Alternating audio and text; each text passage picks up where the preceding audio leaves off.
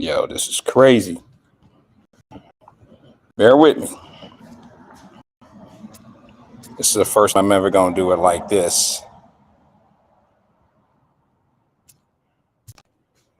Let me see who's with me. Privacy. Change it up. I'll be able to do it like this. This is the first I'm ever gonna do it like this. Bear with me, guys. If you're just now tuning in, bear with me. I'm just getting here. Just getting.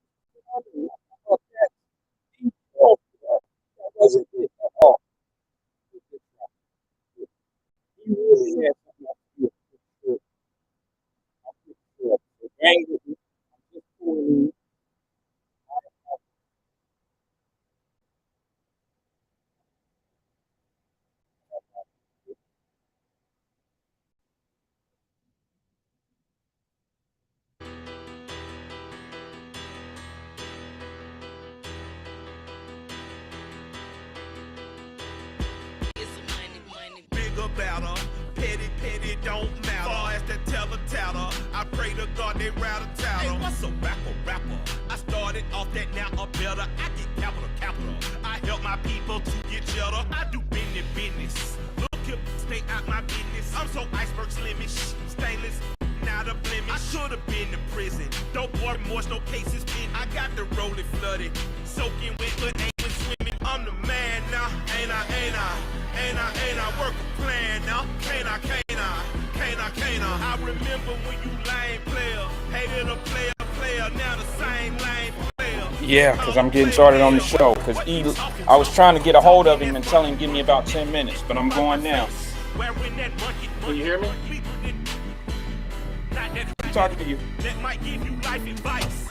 Get some money, get some money, get some money, get some money, get some money, get some money, get some money, get some money, get some money, get some money, get some money, get some money, get some money.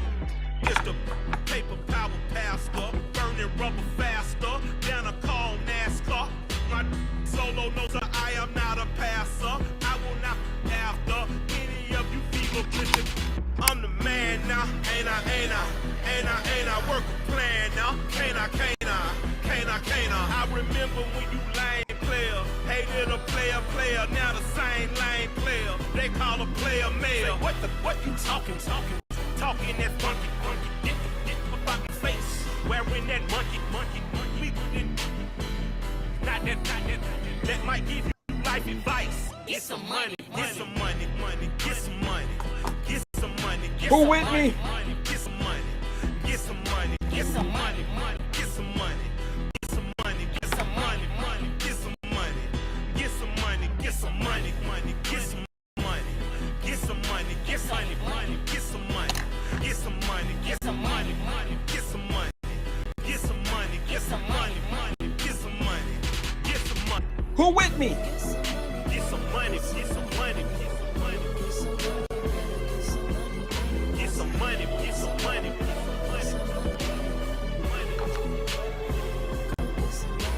some money, get some money, get some money.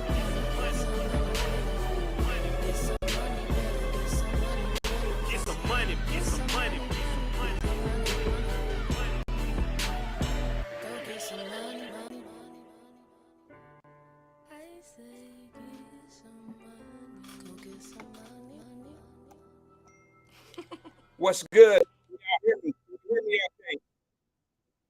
Getting all these things and shit. Man, I'm coming for you early. I'm coming for you early, man. You just zoom on in and zoom all up over here. Get over here. Rod said we just left the bipolar. Welcome to the other bipolar experiment. Can you guys hear me okay? Can you hear me? Let's see if I can get you.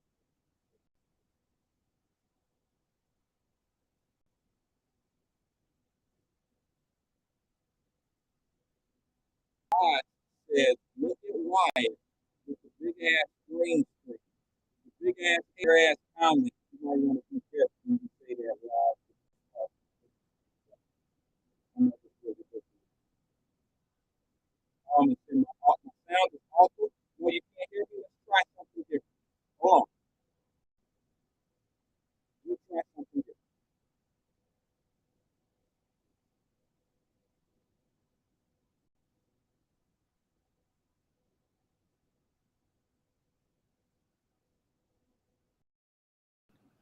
Okay, mic check.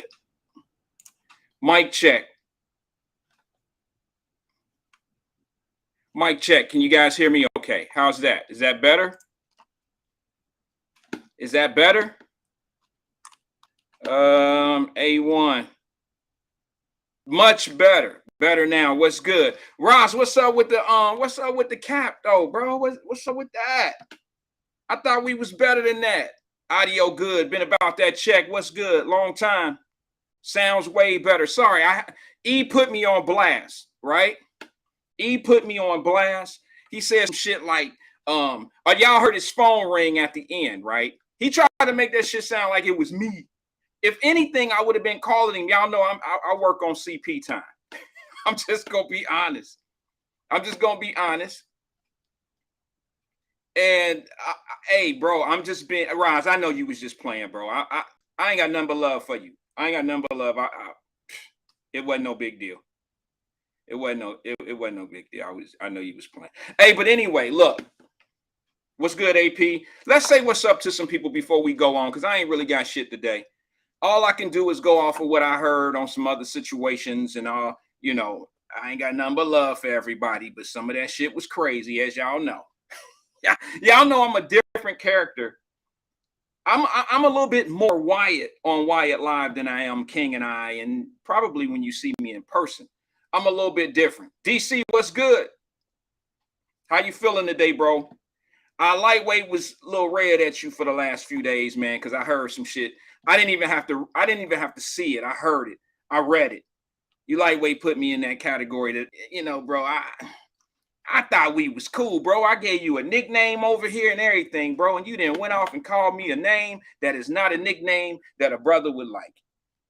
And I seen it. I read it for myself. Nobody had to come back and be like, oh, guess what I seen? Guess what I heard? Why? But it's cool, brother. I let that shit roll off of me like raindrops hitting a propeller, a Nike vest rain jacket. That's what I do. But anyway, man, welcome to Wyatt Live to 5 p.m. I want to give a shout out to my man, E-Man, doing his thing. He started today at 3 o'clock, y'all, and I think he was on time. So I'll drink to that. I'm gonna go right into it. I don't really have anything real big today.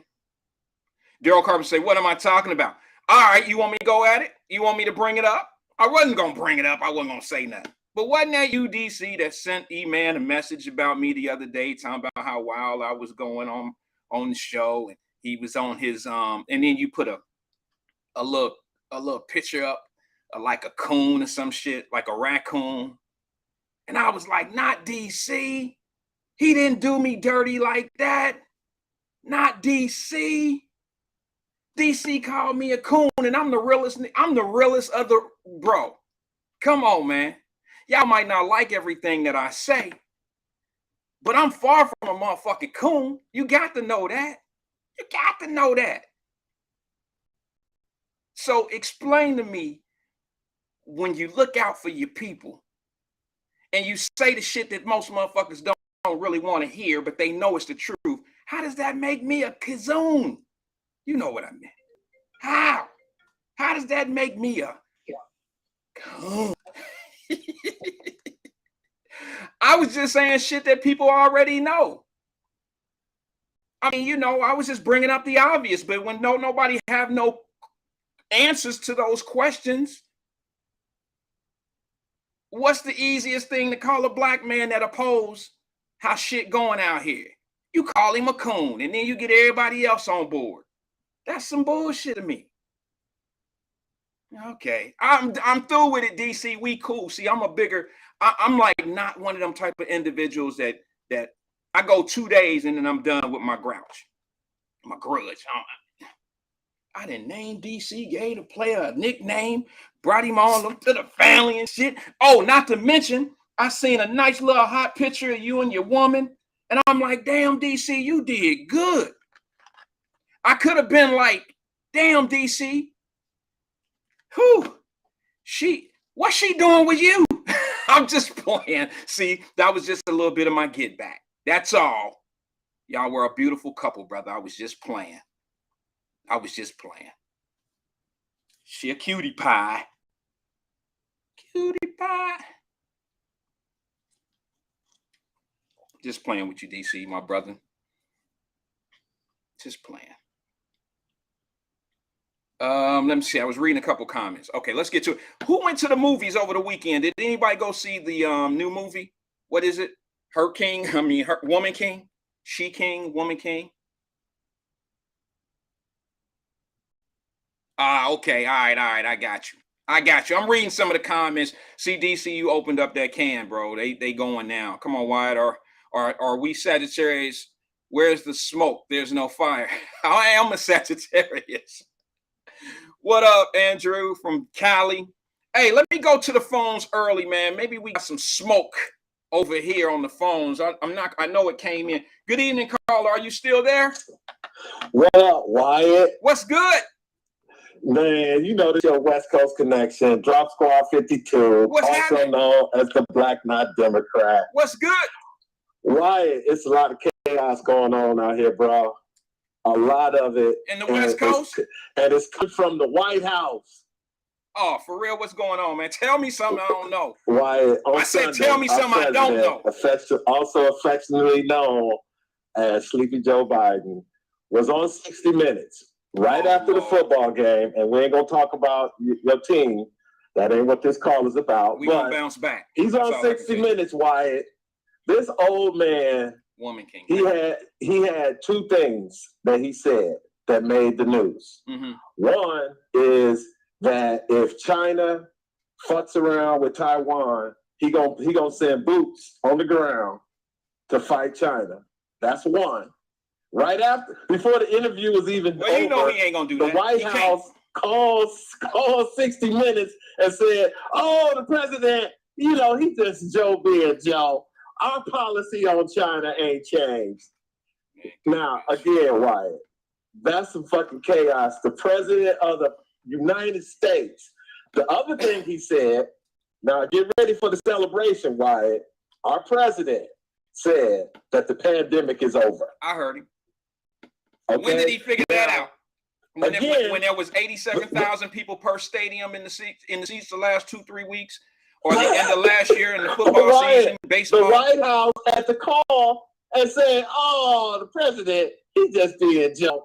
He ain't really, he might have said the pandemic over, but we still in a state with COVID and we got Title 42. Yeah. And my last topic on the table, Wyatt, and that's the only reason I called so early, is because you said you ain't have shit on your mind. So I just want to throw some shit out there. Okay.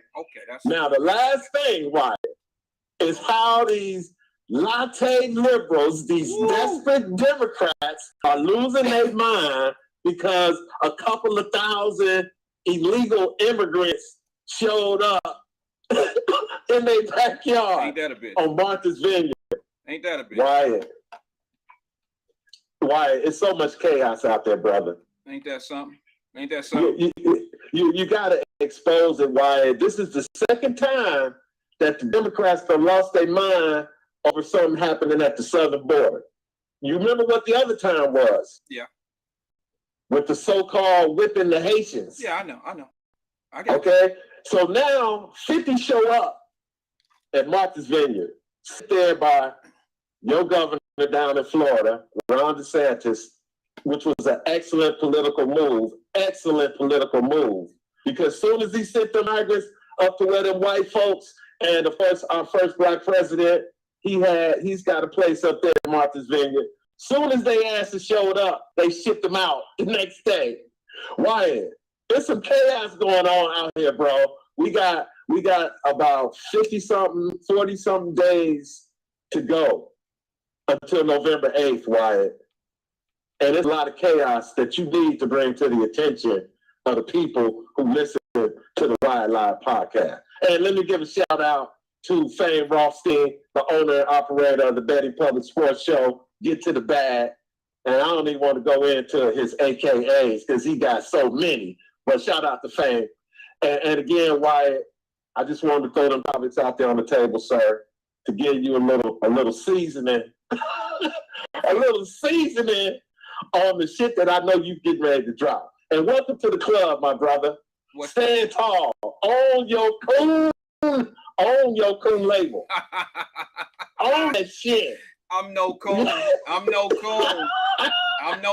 But hey, because people don't like what I say. I was a coon because of what I was saying about Cardi B. And look at how that shit turning out. But why you told everybody why, or I know I put my 2 cents in it, why she was fucking around with Joe Biden in the first place. Yeah. Okay? And the truth is out now. All these so-called rappers, again, you don't see them now, Wyatt. No, of course not. And you don't hear anybody talking about it. You don't hear anybody talking about it because that's what they do, bro. Just like you don't hear anybody talking about these. This is the argument with the immigrants going into other cities. Is now it's not humane. So let me ask you something. No, because a lot of people on here right now don't even know what we're talking about because a lot of people don't get it on the news sources that they watch because this has been a problem. And what I don't understand is we don't get a full spectrum of what's going on in this country. Everybody talk about one individual when they want to get mad and upset.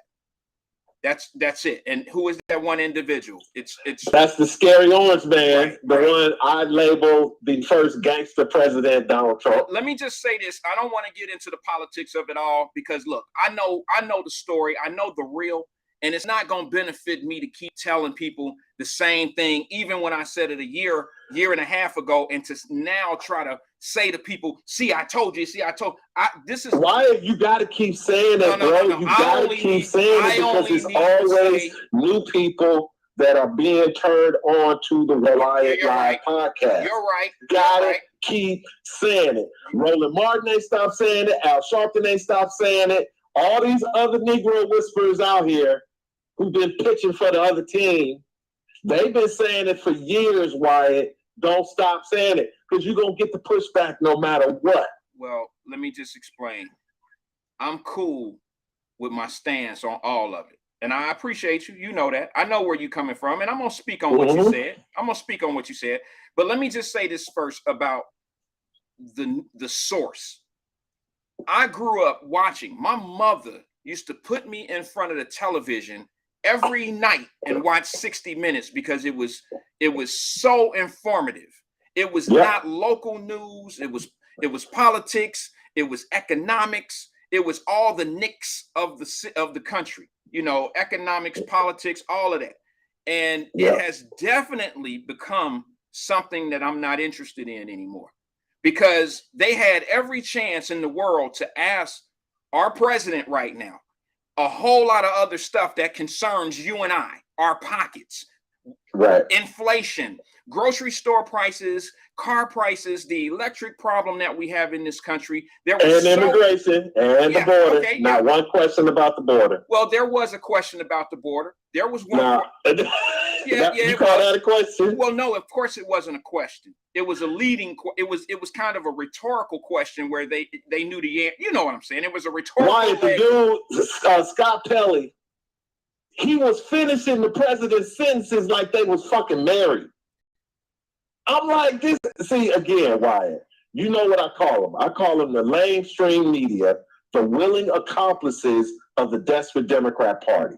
And like I said, people like you need to keep analyzing this shit so people will know what to look out for. Because if you don't know what to look out for, Wyatt, some of that shit will go right over your head, or especially how they manipulate people with trying to control the message. But again, it's getting close to that time, Wyatt. I don't think you can avoid politics. You talking about it. You could totally flip the script and talk about cultural shit if you want to. But it's just now everything is political, bro. Everything. It's getting to the point where, yeah, you're right. It's getting to the midterm point. I just wanted to throw them topics on the table. I'm going to get off your line because you're just getting started, my brother. But anyway, you keep doing what you're doing. You and E-Man, the King and I, y'all keep doing your thing. Wyatt Live. Pretty soon you're gonna be a media mogul. I don't know about all that. I don't know if I had that in me, bro. I'll be honest. You what? Say that again? I said I don't know if I have that in me. I said I don't think so, but I'll give it a shot to just be a little small little something. You know, well, for what I see, Wyatt, I see you on that road. Okay, you on it. Now, like you said, the question is, how long are you gonna be able to keep going? Because it's not easy doing what you do. It's just not. To come on here every day, Monday through Friday, and engage people for 2 hours, sometimes 4. It just depends on how you're feeling. But like I said, man, if it takes people like me to encourage you and keep going, keep going. At least until Joe Biden's presidency is over in 2024. Because it's just getting started. Here's what you have to understand, Drop. You have to understand. When I say things about, I criticize Donald Trump as well. I criticize Joe Biden. I criticize them all. But what you have to understand is when you criticize the people's champion, which is Joe Biden at this point, I never criticize him for anything personal. I only criticize him in the policy decision. And that's the only thing that should concern any of us, are the policies. And, I don't criticize people because of what they say. I only criticize what they do. All right, why? So why in that interview on Sunday, did he ask the president about his crackhead son? Where did that come from? You said why did he or didn't he? He did. He asked him about his crackhead son in the context. He said, Mr. President, when the Republicans take control of the Congress, they're going to investigate your son. Tell me or tell the American people how you feel about your son. You asking me why did they ask him? The first thing that comes to my mind, they get ready to bring some charges. And this could be his out to not run for president.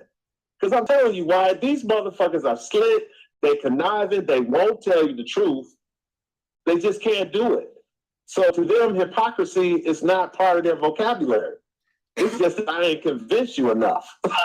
That's all. Well, so forget what I said last week. What did you That's what I needed to say to convince you last week. This week is going to be something totally different. Let me just ask you, what did you want him to talk about his son on? No, that's what I'm saying. They hadn't been talking about his son for over a year and a half now. He's been under investigation for tax evasion and his something else related to that laptop that they have in custody in the FBI. But all in this interview, which the president doesn't give that many. The last one was with Lester Holt about Afghanistan. Well, so the point is, why would he bring up Hunter Biden? Because Hunter Biden is a talk of the Republican Party. No, but I'm saying he's been hidden away in the mainstream media. I know, but they know. Okay, so that means because of the shit that's happening with Trump about no one's above the law, this is his out to not run for president. Because why would they bring this question up? To me, it came from out of nowhere. That's just me. I think that his son's situations and him. I think his a grand jury in Delaware has been convened for over 2 years, Wyatt, and Ain't no grand jury convened for no 2 years. No, that's a stall tactic. I understand that. However, I think the reason why the question came up is because they know it's going to come up midterm. They know it's coming up again. And they just want to make sure that they spread a little bit of the easy sauce out there so that when the topic comes up, he can float over it. Just like he did when he was running for president. If you understand what I'm saying, follow me on this. When he ran for president and his son's situations came up, what did he say? He had the FBI backing him, saying that it was Russian misinformation. The Washington Post, the New York Times, they all said the laptop was right wing. I'm not talking about slow down a little bit. I'm not talking about the laptop. I'm talking about his personal issues. Hunter Biden's drug activity and him smoking crack and shit like that and recording it and all that. What did Joe Biden say about that? He said that his son had a drug problem and he fought it and he wrote a book about it. Yeah, but then he also pushed it on the people. Because what he is, now you got to give Joe Biden this. You know, I'm not going to cap for him or nothing like that, but you got to give him this. He is more of a people person than a lot of other presidents, other than Obama. Obama was a very smooth people person as well. Joe Biden is that as well. He's just a little slower. No. I mean that because of his age. No, I mean that because of his age, but he never says anything evil. He never says anything mean. At least he doesn't think he does. But when you say something like, yes, my son had a drug problem, like everybody else who has a family member in this world, who family member has a drug problem, he already assumed, he tried to be, normal, the everyday guy, to say that everybody on this planet, everybody in America has a family member that has a drug addiction or has had drug problems. See, that's how you get the people on your side when you say stuff like that. So nobody is really concerned about Hunter Biden. I think what they should be concerned with is what was Joe Biden doing in those business deals with Ukraine and a few other people. You understand what I'm saying? And if that laptop gets him to that, I could care less what Hunter Biden was doing, smoking dope and all that old shit. I don't personally care. All right. He's not running. But why? You got to understand the significance of the double standard, because they're going after Trump, who was president. They went after his kids who weren't into politics, had no ties to politics. And then now you have the former vice president who was going. It's just. I think the hypocrisy, and that's what I'm telling you. The only time that they're gonna, admit is when they're gonna use it to their benefit. Well, that's pretty much everybody does that. We know that. Well, they playing the sympathy card. Yeah, everybody does that. But they're trying to. But again, like all I'm telling you, bro, you keep exposing what you know and what you see when it comes to these politicians. Because the reason you get called the coon is because you're exposing the Democrat Party, because they lie, they're not upfront with people, and they exploit people and their pain and their suffering. That's all they do. So just keep exposing it, because they're gonna keep calling your names because you're going against the Democrat Party. I don't care how many Republicans you go after. Well, if you go after one Democrat, you're gonna get called a coon because they want you to shut up. But you don't shut up, Wyatt. Well, I mean, I've been dropping that science. I've been doing what I've been doing for 2.5 years now, bro. I don't think I switched up yet. And if anybody think I have, you might want to roll back the tapes and see if I've been very consistent in the things that I've been saying. So, well, I appreciate the compliment. I appreciate the encouragement, Drop. And all right, we'll talk about your Bengals at a later date. Man, you better hey, bro, you better watch it. No, I'm just playing. I'm just messing with you. Yeah, all right. Okay, thanks for taking my call. Wyatt Live. Keep exposing the chaos wherever it is. Drop Squad 52, dropping science to anyone. Anthony Prosser, who wants to catch it. Peace out, Wyatt. All right, brother. Talk to you. Oh, Drop could go. Let me see. What did he got me on that one, man? I couldn't get a word in. But you know what? Anybody that'll call me from California or who appreciates me or whatever, I'll give them all the time in the world to talk. I don't have to agree with everything, Matter of fact, I don't agree with everything, but what I do agree with is giving everybody an opportunity to feel the way they feel and to express it. And 95.8% of the people who watch the shows out here, none of them really engage. They just listen, and that's cool. So I have to kind of give props and a little bit of different respect factor for people that actually call in and give their opinions, even if I agree or I don't agree. I'm still gonna be here for it. I mean, that's only fair. But anyway, moving forward, I still don't respect 60 Minutes. 60 Minutes threw a softball ass interview to our president, Joe Biden. I could have asked him 5 questions off the top of my head that would have answered some questions for what I need to do as a father with a child in college, with with mortgage payments, with house. I mean, with things that we have going on in our everyday day-to-day life. I don't think those things were talked about. I think a lot of people have fallen victim by voting with their heart instead of voting policy. And I hear this all the time. I always hear, well, what are the Republicans doing? I hear that shit all the time. And I don't know if that's necessarily the question that we should be asking. I think what we should be asking is, what are they doing now?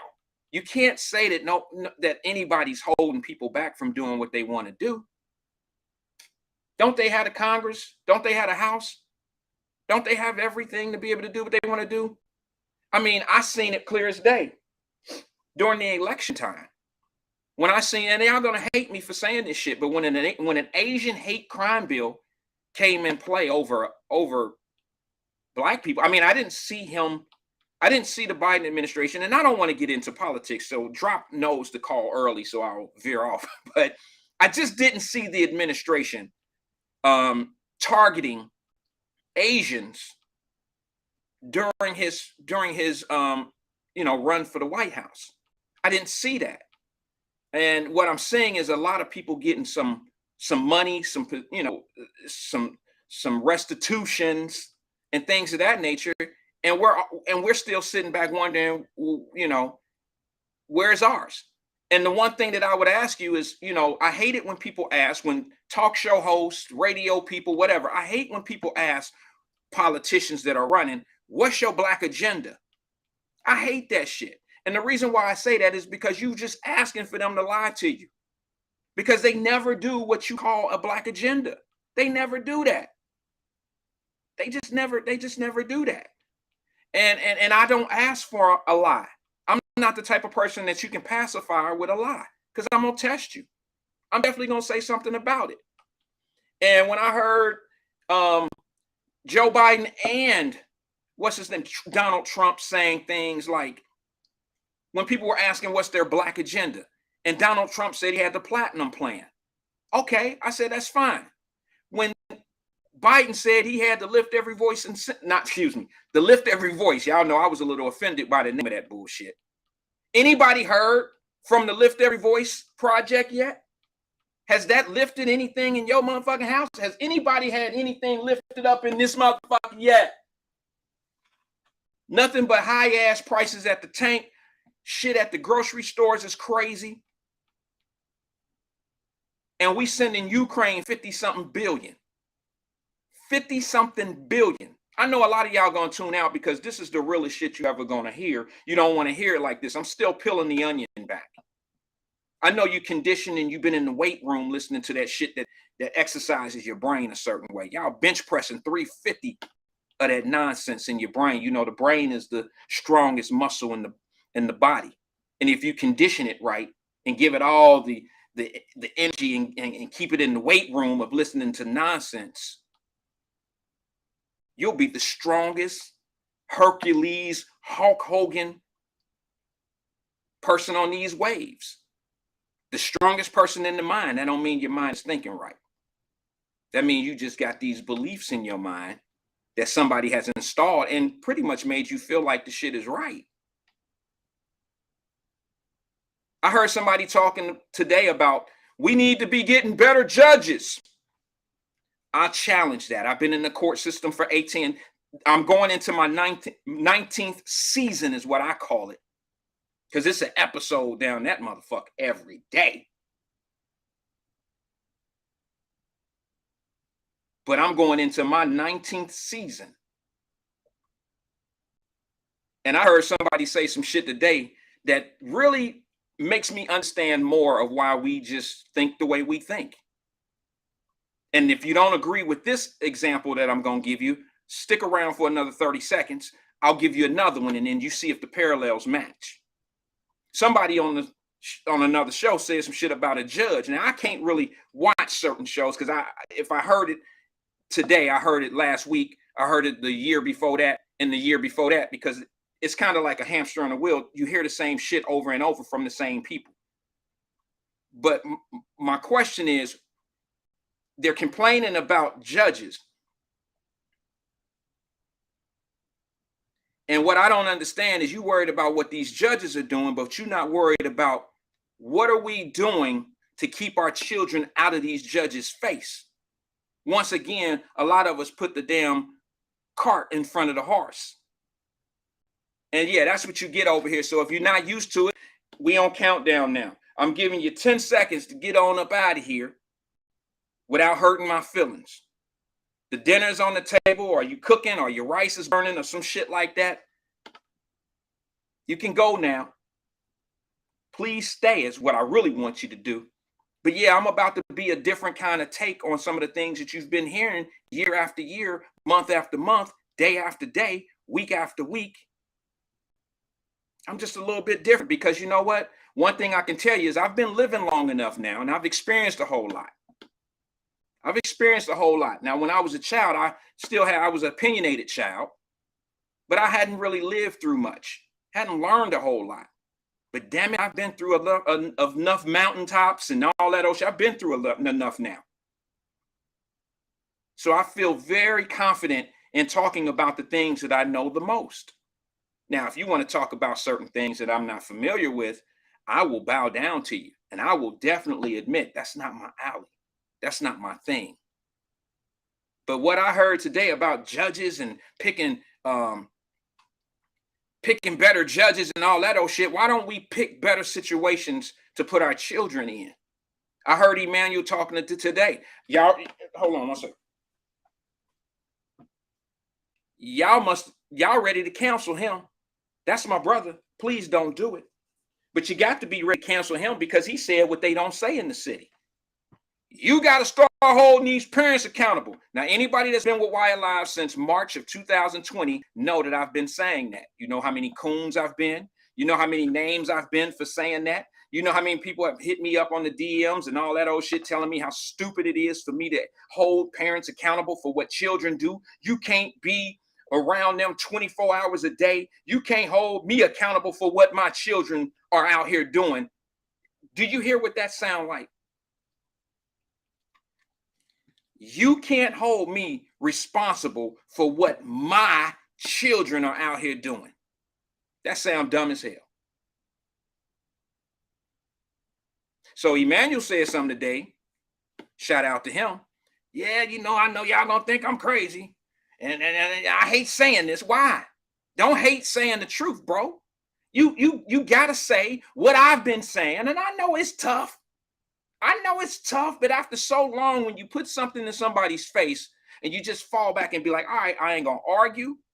I ain't gonna go against your grain. I'm gonna let y'all have it the way y'all have it. Just like in Illinois, come January the 1st, my wife and I are going to Chicago in November for her birthday. Our birthdays are a week away. My birthday her birthday is November the 27th, and my birthday is a week later, December the 6th. Yeah. So we're going to go to Chicago and do what we do. We normally hang out. We love Chicago. We go to Chicago maybe 2 to 3 times a year. Well, this is going to be the last damn year that I go to Chicago. Bet that. Because Illinois is about to be off the charts. Anybody heard? It sounds foolish. This new law sounds foolish. It sounds foolish. And that is the purge law. Anybody read that? Anybody heard that yet? Anybody read about that? So this is my last year going to Chicago till they get their shit together over there. Chicago is like it's like the murder capital of America for black men. So who would write a policy? Who would bring a policy to a city, to a state that allows people to be free for 48 hours before they have to appear in court for felonies? Attempted. I mean, I'm talking about ridiculous shit. F3s here in Cincinnati, if you want to give it a level. Who would do that? Somebody that has pretended to have your interest at heart. I'm going to say this since I got a few people on here. Some people have convinced you to believe that there are people sitting in jail on $1,000 bond because they can't afford to get out.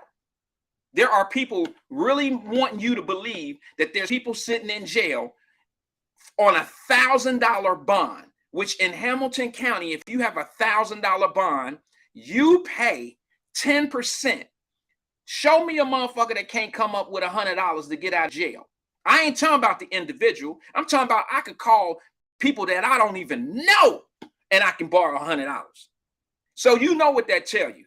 What it says to me and everybody on this planet is you done fucked up so much that you ain't got nobody you can call and get $100 from to get out of jail. You done burned too many bridges. That's why you sitting in jail on $1,000 bond. It ain't because the system is taking advantage of you. It's because you done robbed and stole and went over everybody you done took from mama. Grandmama ain't got no more for you. Mama ain't got shit for you. You done ran off with your brother's shit. Your sisters and them love you to death, but enough is enough. I ain't got it, Roy. I ain't got it, damn it. I just ain't got it this time. Somebody explain to me.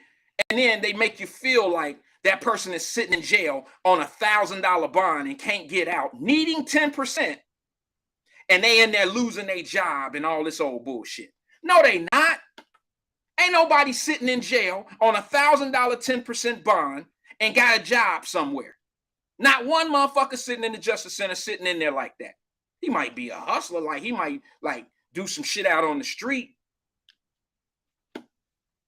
You can't call that a job. I'm talking about somebody that's out there working every day. The same people that make up the excuse, there's a motherfucker sitting in jail and the bond is so high. Hey, Chris, let's not go there, bro. Because let me tell you something. I got a short story. I got to tell this to the people so they'll know that I'm a down-to-earth brother, all right? Y'all might not like the shit I'm saying, but my shit is 100. All right, I'm telling you, this is the shit. How I know this shit is 100, my one folks here, y'all gonna appreciate this 30-second story. The same dude sitting in jail right now on a bond. Now, this has happened to me at my office. I hate to say this shit. I love this. I want to tell this story, but I won't put a name on it because it might be you. Brother sitting in jail and he trying to get up as much money as he can to get out. So what did he do, Chris? Oh, baby. Hey, take Wyatt. Take Wyatt. How much you got? Now I need 1,000 to get it. How much you got? Take Wyatt. What you got? 200? All right, bet. That was Joy. Her name was Joy. Now he on the phone. Hey, Felicia, how much you got? You got one? All right, look, take that down to Wyatt. Take that down. Now I got Felicia and I got Joy at my office. And they don't really rock with each other. Or they don't really know each other. And now they got to figure this shit out that they getting the same dude out. Now I get a lot of that type of shit coming too. Chris know what I'm talking about. Chris know what I'm talking about. So you tell me who's sitting in jail losing their job right now that don't have family, don't have girlfriends or baby mamas or cousins or brothers, brother-in-laws, somebody nice like you as a friend. Everybody got somebody that they can turn to for something unless you done messed up somewhere. I'm talking about people sitting in jail. And if they got a job, they got coworkers. So stop it. Stop acting like there's people sitting in jail. And you know, there's people that's been on the radio and podcasts and all that shit that y'all adore. And they sell that shit to you. Sorry, I ain't trying to shoot no shade. This is just me telling you the way I need to tell it to you. And it's true. They have you thinking that, hey, we need to, y'all better make sure. Now, I'm not telling you don't vote for judges. All I'm saying is this. Shouldn't we focus a little bit more? Shouldn't we focus on keeping our babies out of the judge's face? Shouldn't we focus on, like, what do we need to do to keep our babies from being in front of Joe Dieter since he got so much motherfucking power? See, this is how they attract you in to who's bad, who's good, who's bad, who's good, how they keep your attention. And I'm trying to make y'all understand. I don't rock with Joe Dieter's either. Matter of fact, I could hate him more than all of y'all, quite frankly. All right, but I'll leave that out because I got some other shit pending with him. But let me just be honest with you. I can say this. Y'all give him too much energy. It was his fault that 9 people got shot down on Main Street. Why are you focusing on him saying, I'm trying to send these guys to jail for 200 years? Y'all didn't say shit when Aftab was up there capping with him with it. He was okay in the shit. Yep, you're going to jail for a whole long time. Real long time. You're going to go to jail. We don't want that type of stuff going on in the city of Cincinnati. I didn't hear nobody giving energy to your mayor who co-signed that shit that Joe Dieters was saying.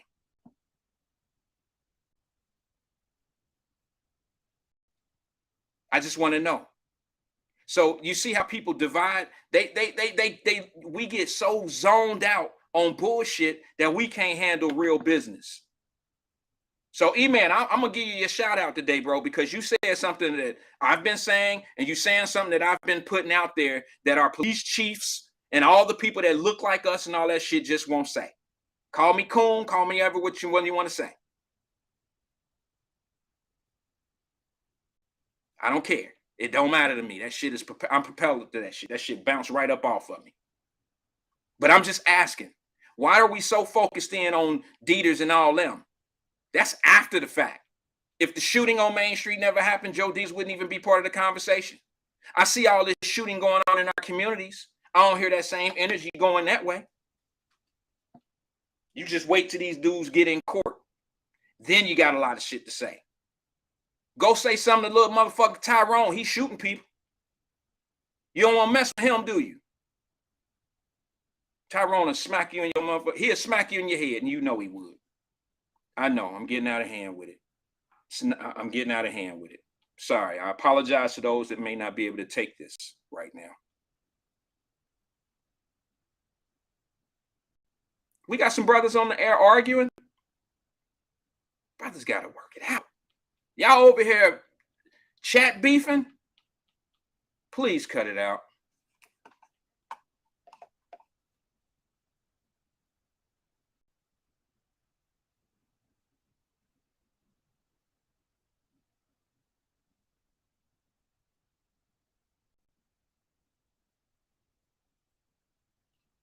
Okay. I hear you, Brian. Brian put a nice little text up there. I'm all about this. Let me give you a perfect example of what I like to talk about. Okay, Kanye West. I'm gonna use him as an example. Kanye West is putting a power move down, and not one of us is talking about it. You know what we wait to talk about with Kanye? How he fucks with Trump or some shit like that, or how him and his wife, what's her name, Kim Kardashian, how they rolling.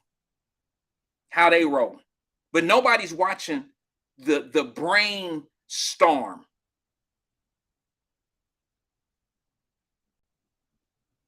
Nobody's watching the brainstorm, the brilliance of a Kanye West and how powerful he is and how powerful he has become as a businessman.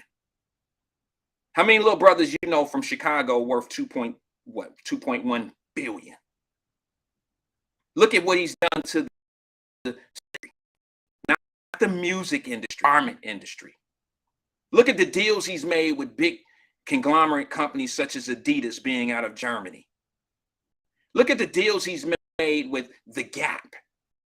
And look at how he canceled the Gap deal. Springboard his own thing, the Yeezy thing.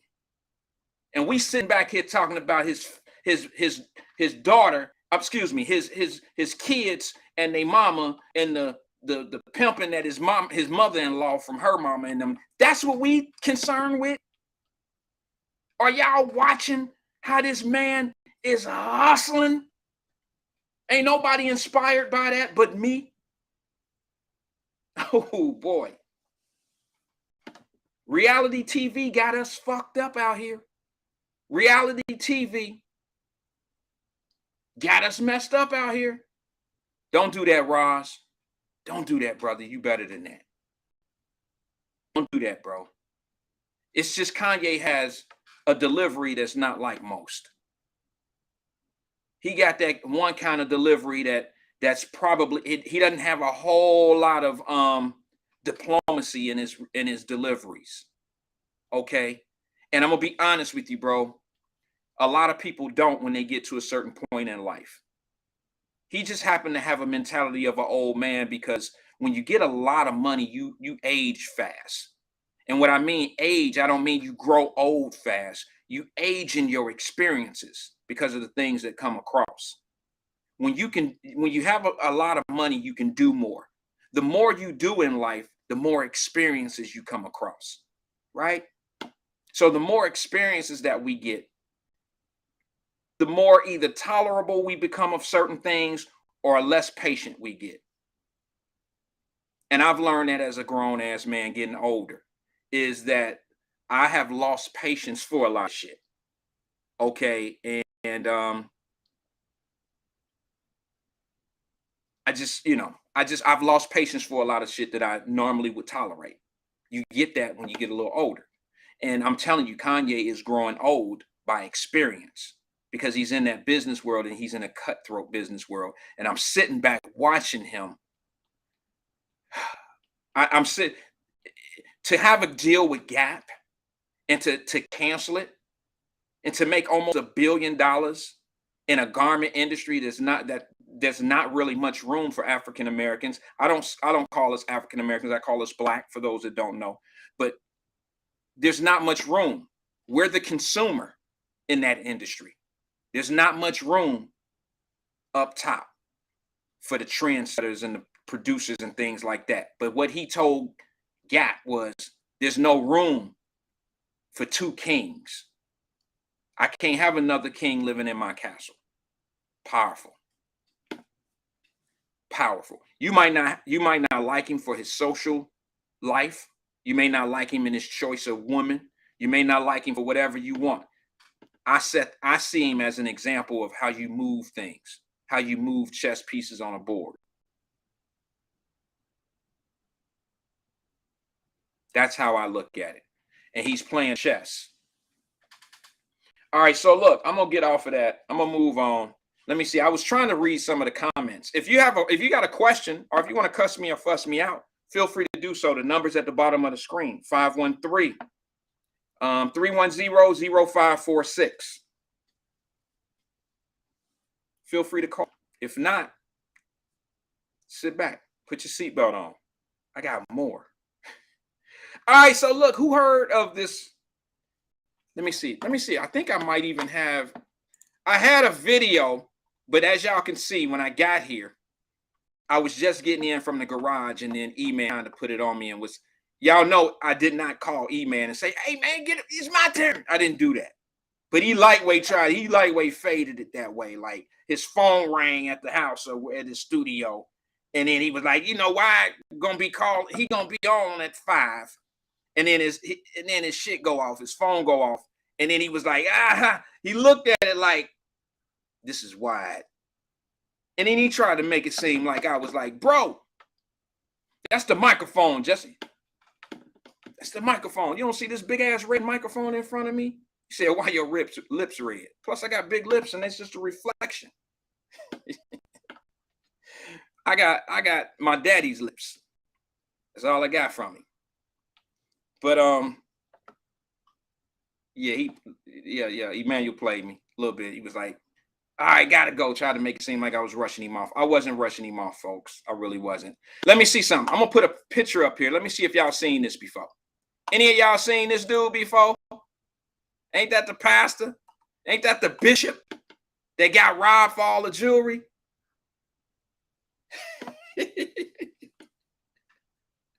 He back at it, y'all. He back at it. Where's my, let me see if I got the, you know what? I had the video, but I couldn't get it logged up. Let me see if I can get it now. Nope. It's not allowing me to do it. However, he's back at it. You see this sister right here? There's a video out. You can go to YouTube and watch it. Unfortunately, I'm not able to pull it up right this minute.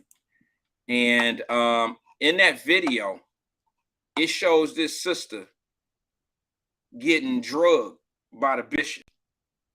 All right. And I you know what? I can't really talk about this the way I want to talk about it. Let me put the chats up here so y'all can read them together.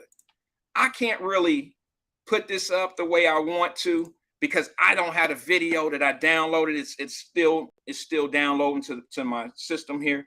And that's just me not being prepared because I just got in. Y'all seen at the beginning. But I got questions. I got questions about this shit. The sister say that she was at the church working on a book report. She was doing some investigations and she needed some answers and shit questions, you know. And I got questions for the sister. Like, you walking up towards this bishop and you saying something. Now, you claimed in an interview, I'm going to give TMZ their props because I got one of the videos from TMZ. She claimed through TMZ that she was walking up there speaking in tongue and shit. So that means she was in the moment of the preaching and shit. Like she was la la la, you know how they do the tongue. You know, speaking in tongues. So she was feeling the preaching, so she say. But in the video, I'm not seeing her speak in tongue. I can't listen, I can't hear it. But it seems like she's poking fun, or not poking fun, but kind of being disrespectful for the man because the people at the back of the church, he was already saying, yeah, they want to take pictures, put it on the, you know, on the internet. They want to do it. It seemed like they was poking fun at him or fucking with him, right? And it seemed like the sister was one of them. So she get up. Now, y'all know this man saying he just had a gun put in his face. We all seen that. So he's saying that the lady, he never said that the lady rushed. See, this is where I draw the line. This is where I draw the line. When somebody gets something done to them, they ain't got to make shit up like how it really happened. They don't have to add shit. All you got to do is tell the truth about like, and it's on video. She didn't know. It was on the house video. So she starts saying shit like, he said I rushed his wife. I didn't rush his wife. No, he never said you rushed his wife. You said, he said that she was moving towards, that she walked past me and was going towards my wife and my kids. Now, y'all know a month ago, I just got robbed with guns in my face. So it's hot over here. And I don't even know how the police let these people in the building because they was outside doing some crazy shit. What y'all don't understand before you doubt me or feel like I'm trying to cap for this man, this preacher that I know is some shit, before you think that, I'm just going to say this to you while I got a few people on the air. This man is a walking lick. He a walking lick. And when you see this lady's interview, you'll clearly understand what I mean when I say he's a walking lick. Hell, if I can get in that congregation that got about 12 people in it, because you got to see the video to see wasn't nobody in the church. There was more empty seats, sat down chairs than there were people sitting in the chairs. It's naked in there. God gonna strike me down for using that terminology, but it's the truth. Nobody in that motherfucking church. So they showed a White House screen video of the lady approaching and walking past the preacher saying some shit, and he grab her and get her out of the way. And you can hear him saying to his people that work there, take her out, get her on out of here, get her on out of here. You can hear him saying all that shit. Yes, he is, Kenny Smith. The man is definitely a clout chaser. He is certainly a fucking clown. I will say that. I admit to all of that. Anybody that heard me say something about the man the first time, I said that it was staged. I said that the robbery was a stage because his people didn't do shit. The one dude behind probably was in on it because he didn't move. He didn't look worried. He was just waiting for them to do what they did. I'm the first one. Well, I'm not the first one that said it, but I said it on my show that, of course, I think that he was in on the whole thing. I think it's an insurance scam. That's what I think. Well, this is what comes along with wearing all this Fendi, Louis Vuitton, showing your house off, doing all that old shit, riding around in Bentleys and goofy ass shit like that. This is what comes along with that. You got women that are coming to the church, people, but in this case, a woman who came into church and claimed she was, I don't know what they call it, speaking in tongue. He called her up to do all this. You saying that this lady was speaking in tongue, she said she was speaking in tongue, and then he just grabbed her by the neck for no reason. Come on, man, that don't even make any sense. Then the video shows something different. It shows that. But it shows something different than what she says. But all I'm telling y'all is this man is a walking lick. He is a walking lick. Everybody that's seen, my street folks know what I'm talking about. Everybody gonna get a piece of the pie. Lady, why are you in this church writing a book, research? Can't you do that shit after church? Can't you have a sit down one-on-one with the bishop in his office and talk about what you need and talk about all that? Can't you? And you didn't went and showed scars that ain't got nothing to do. Them scars didn't come from that man. They were scratches. Now, y'all think I'm capping for the man. All I'm telling you is this is what he asked for, all of this. He asked for everything that's happening to him right now. He didn't argue with D.L. Hughley. He didn't, 50 Cent didn't win in on him. He getting everything he want with being a celebrity. Everything he want with being a celebrity. And that's that clout. Tim Scott says, where can I find the videos? Go to YouTube and put in Bishop. All you got to do at this point is go to YouTube and type Bishop, and the motherfucking YouTube will finish it up for you. Just put in Bishop, and it'll tell you New York, Brooklyn, New York, Bishop chokes lady, Bishop New York woman, or Bishop New York guy gets robbed for 400,000. Just go to YouTube and type in Bishop. That's all you got to do. You only need, as soon as you put the B and the I in, his face gonna pop up. Carl Lewis, did you just come in here? Did the Carl Lewis that I know, my colleague, did Carl Lewis, the attorney, did you just pop in, brother? Acknowledge it, because I got something on my mind. Oh, I didn't know you were coming today. Bro, type something. You ain't got to write no paragraph. Type something letting me know that you here, bro, because I gotta ask you something. I gotta ask you something, bro, that's on my mind. Maybe he hit his add me by accident. He says yes. Carl Lewis, whenever you get a minute, please give me a call on the air, because I got a question for you, brother. I got a question for you. I got a question that I'm going to put on the air right now. And I want you to answer this for me, brother. With all the knowledge that you have, you've been down there longer than I have. But let me ask you something, brother. What's going on with that Mississippi water? The hell? He's a Cincinnati attorney. Powerful. And I have a question for you, brother. What is up with can't we get a lawsuit? Can't we get a collaboration of a lawsuit? Can't we get something going on for that 80% black population down there? What the hell is going on, Carl? Mr. Lewis?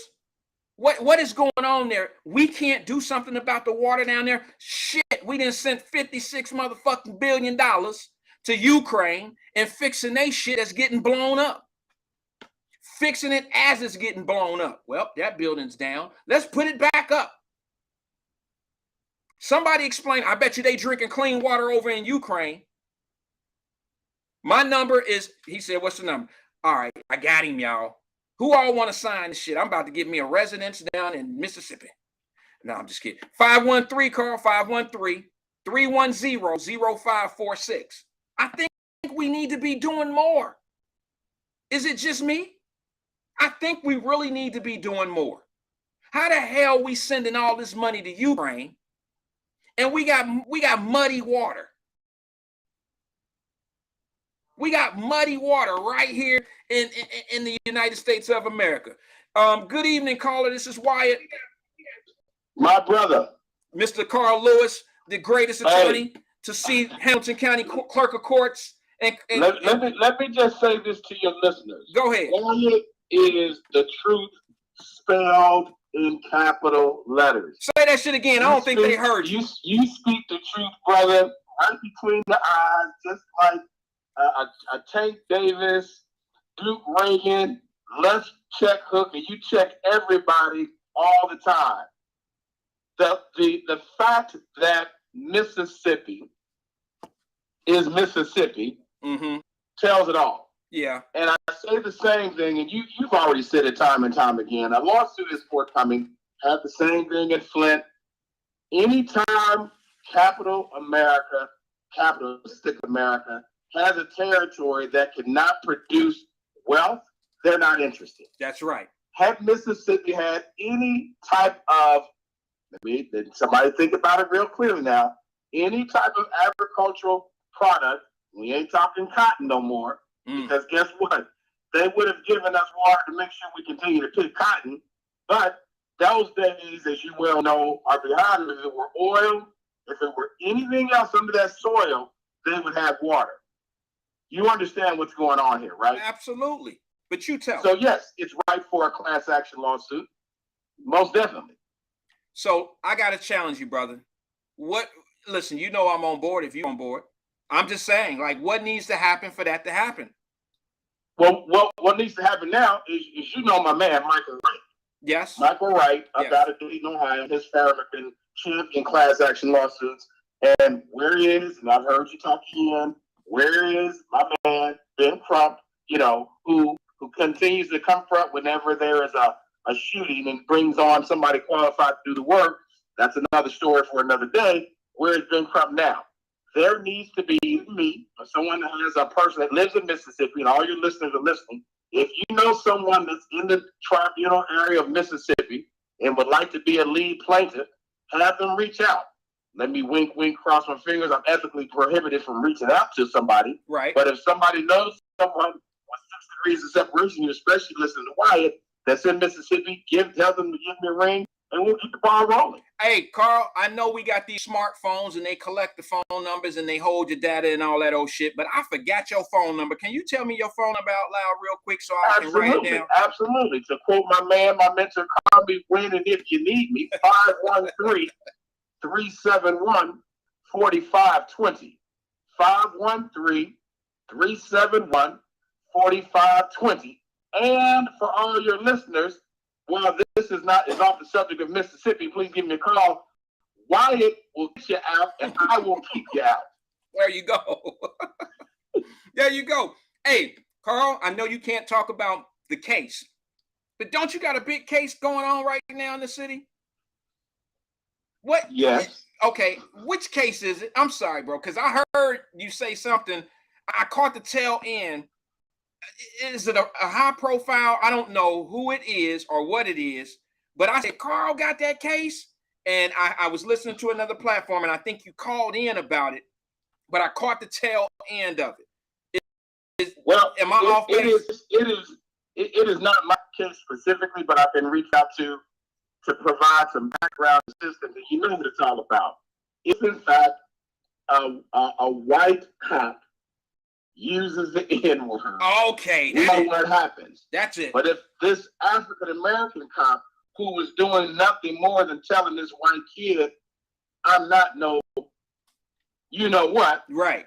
He gets suspended. So you were representing the black cop. Zero tolerance. Your tolerance makes no sense without reason and common sense. But you're representing the black cop who was basically disciplined for using the N-word, when in fact he was never using it in the reference of calling someone that. He was just really repeating what someone said. Is that correct? I don't represent him. I was reached out to as a quote unquote expert in the field to talk about it. I don't represent him. I've represented officers in the past. Okay. And what I made clear was zero tolerance makes no sense. It makes without no using sense. Common sense. It makes no sense. And you know what? I was called names when I said that. And that was only because they were talking about it when the white lady, when the white officer, when she said the N-word, and I can't stand life and this and this, when she went off. I hate them. I hate them all. I hate them and all of that. Everybody used my words based on what she was saying. And I was trying to tell people right here on the show, Carl, I said, listen, if y'all gonna, more brothers will be hurt by this if you go zero tolerance because they didn't heard the N-word and came out of somebody's mouth. I said, you cannot do away with due process. It's going to hurt more of us than it's going to hurt people that you're trying to pay back. Absolutely. Now, when I said that, Carl, I was everything in the book from every bad word that you can call a black man that's capping for white folks. I was called every one of them words. But what's the first case that come up right after I say that? A brother who tells a white dude, I'm not your end, because that's what the white dude called him. Now the brother who's been on, what, 24 years? 24 years. Yep. And now he's being held, his policing duties were suspended or whatever through an investigation because he used the N-word. So if you ever get rid of due process and say zero tolerance, that means this 24-year veteran brother would have got fired on the spot, and no conversations or none of that would have came up, and that would have been doing him so wrong. Would you agree or disagree with that, Carl? I agree with you 1,000,000%. And all of your listeners need to understand that if you have a zero tolerance policy without due process, then as Wyatt said, you open your door to say, I'm fired. Hey, you know what? I can't come in today. I have to go to school because someone called my child the N-word. You're fired. Right. So the reason and common sense, as I said before, must be the foundation for any type of policy. And you're right. Due process requires that you can't even have a lawyer with you because all they're going to say is, do we have zero tolerance? Yes. Did they use the word? Yes. Right. Thank you. Case this, you're out. You're done. You're done. You're done. And that's just the most ridiculous thing. So I think sometimes we have to stop going off emotions and be methodical in our thinking before we just jump on board when it comes down to these racial issues. Because like I said on a prior show, sometimes when you're trying to pay somebody back, the payback is not really yours. You shouldn't be trying to pay people back. It'll come back to them the way it's supposed to be served up to them. It's not our payback to give everybody the payback. You understand what I'm saying, Carl? And you can hurt yourself sometime trying to pay somebody back. Brother, I live this philosophy in court. As you see me and anyone that's seen me try cases, this is my philosophy on any case or any time I'm in the courtroom. I take a deep breath, and as I go to a close here, my man, and let you get back to your phenomenal listeners, emotion is the enemy of reason. There you go. That's why they do it in boxing, bro. You know how it is. In training camp, they go at each other. You know what I'm saying? Yes, they talk about each other's family. They hit below the belt and they talk bad about each other because they're trying to get them emotionally out of touch of what's going on. They trying to mess with their mental. And we've fallen into a lot of that ourselves. We get into these emotional ways of thinking and we're not thinking clearly, and bills and all this and things that are sneaking in on the back door because our emotions are on the front steps. Amen. Amen. I'm just telling you. Hey, Carl, I appreciate you, brother. I'm sorry. I didn't write your, say your number again. Wyatt will get you out. I will keep you out. 513-371-4520. All right. My man. My man, Carl Lewis, man. Hit him up sometime, yo. I've known Carl now for about 20 years. For about 20 years, we've been down in that courthouse. And what's funny is you never really hear. I just started this 2.5 years ago for those that are just getting here. I've only been here 2 years, 2.5 years. I started this Wyatt Live thing March of 2020. And y'all remember I had my cell phone and we were in my house or wherever in the car. And I would just ride down the street on my way to the office and talk shit about what's going on in the shutdown. And it seemed like it caught fire a little bit with a few. We started with 4, now we got a few more. And it I don't know what it was. I don't know if God called me into this space, this new era of life. I don't know what it is, but I'm not like some type of licensed talk show host, or I've never gone to broadcast school or anything like that. But what I was trying to do was share with people. I noticed some things in the world, in the United States, that was going on, and I noticed some of the things that we were being victim to. And I hate to say it, but I'm gonna say it. I see a lot of us victimizing us, and what we use is that color shit to victimize. It's almost like an uncle victimizing a nephew or a niece, or a daddy or a mama victimizing their children because of that love. And we got to cut that shit out. And I'm just here for it. I'm here to let y'all know when I recognize bullshit, I just say it. And I ain't gonna sit up here and be like, you know, it's proud to be black, y'all. That ain't me. I know who I am. I'm proud to be a black African-American man. I'm proud to be a father of 2 daughters. I'm proud to have a black wife. I'm proud of who I am. I'm proud that my mama had me at 14 years old. I'm proud of everything that I've gone through in life, even the shit that I hated. I know that I put it in my life for a reason. Without those struggles and diversities in my life, adversities, excuse me, without that, I wouldn't be able to do and say what I say and do today. And that's like most of us. So I appreciate those that are here with me and stay in. I'm going to take another phone call. Let me see if I can get to it. Good evening, caller. This is Wyatt. Who am I speaking with? Hey, Wyatt, this is Hurricane. Oh, Hurricane. You can call me Slurrifane. Seraphane.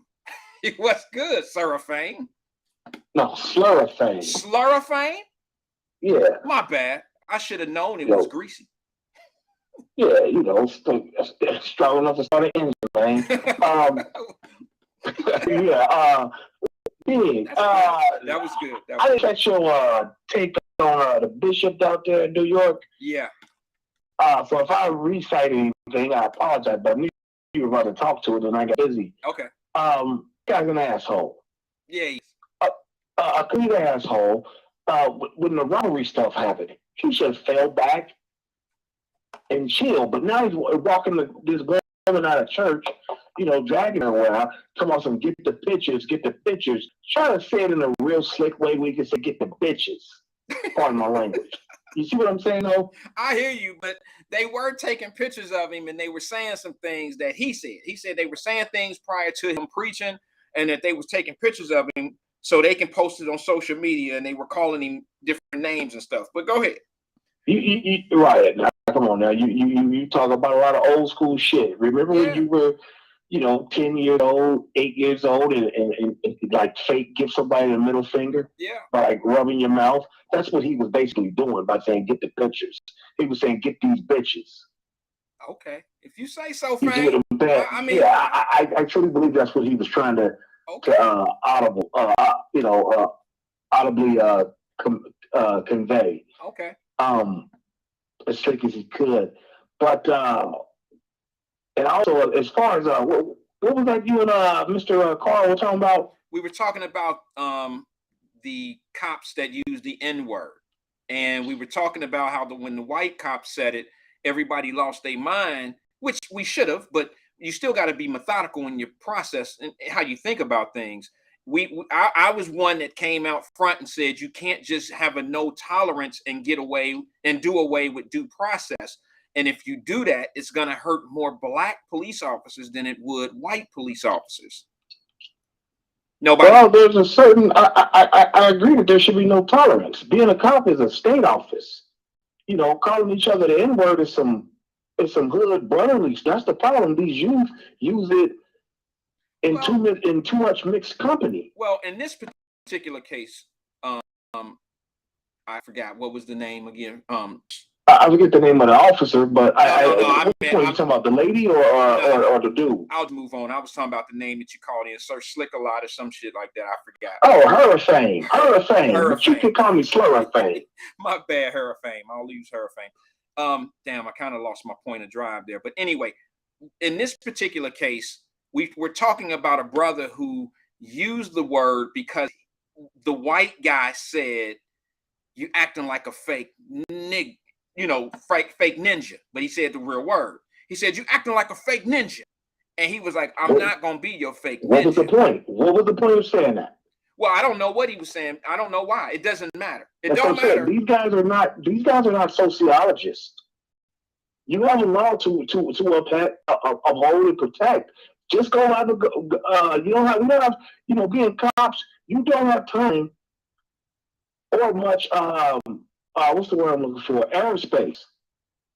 Room for error. You have to kind of walk a thin line there. There's no need to say that to a white guy. Wait a minute, hold on. Okay, so a natural reaction. I mean, cops are human.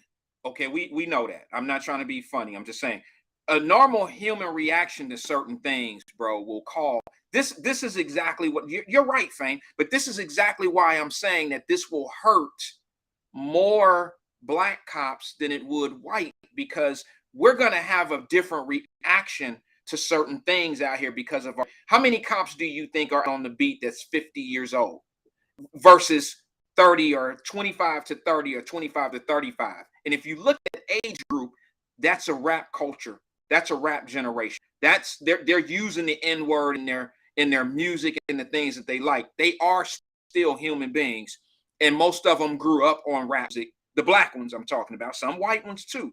But the black ones are going to the gym, shooting basketball. They hear the word. They done said the word. It's not like I'm saying that they're saying this in a derogatory kind of way. They're saying it in a social way, just like how they were raised and what they're around. So when they get in their work environment, it's comfortable for them to repeat something that a white dude would say because it just is. When he says, you a fake ass ninja, and then the brother look at him and be like, look, I ain't gonna be too many more of your fake ass ninjas. I'm not a fake ass ninja or whatever.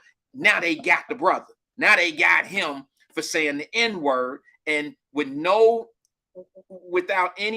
a zero tolerance policy, he is fired right on the spot for that. And I just don't think he should be. He reverted back to straight lingo. What he should have told the dude was, I wouldn't say another word if I was you, or you're going to be facing hate charges. I understand, Fame. That's Monday morning quarterbacking, bro. It's not Monday morning quarterbacking. Monday morning quarterbacking is saying don't do it, no tolerance. Well, you know what you're getting into but when you take a state job.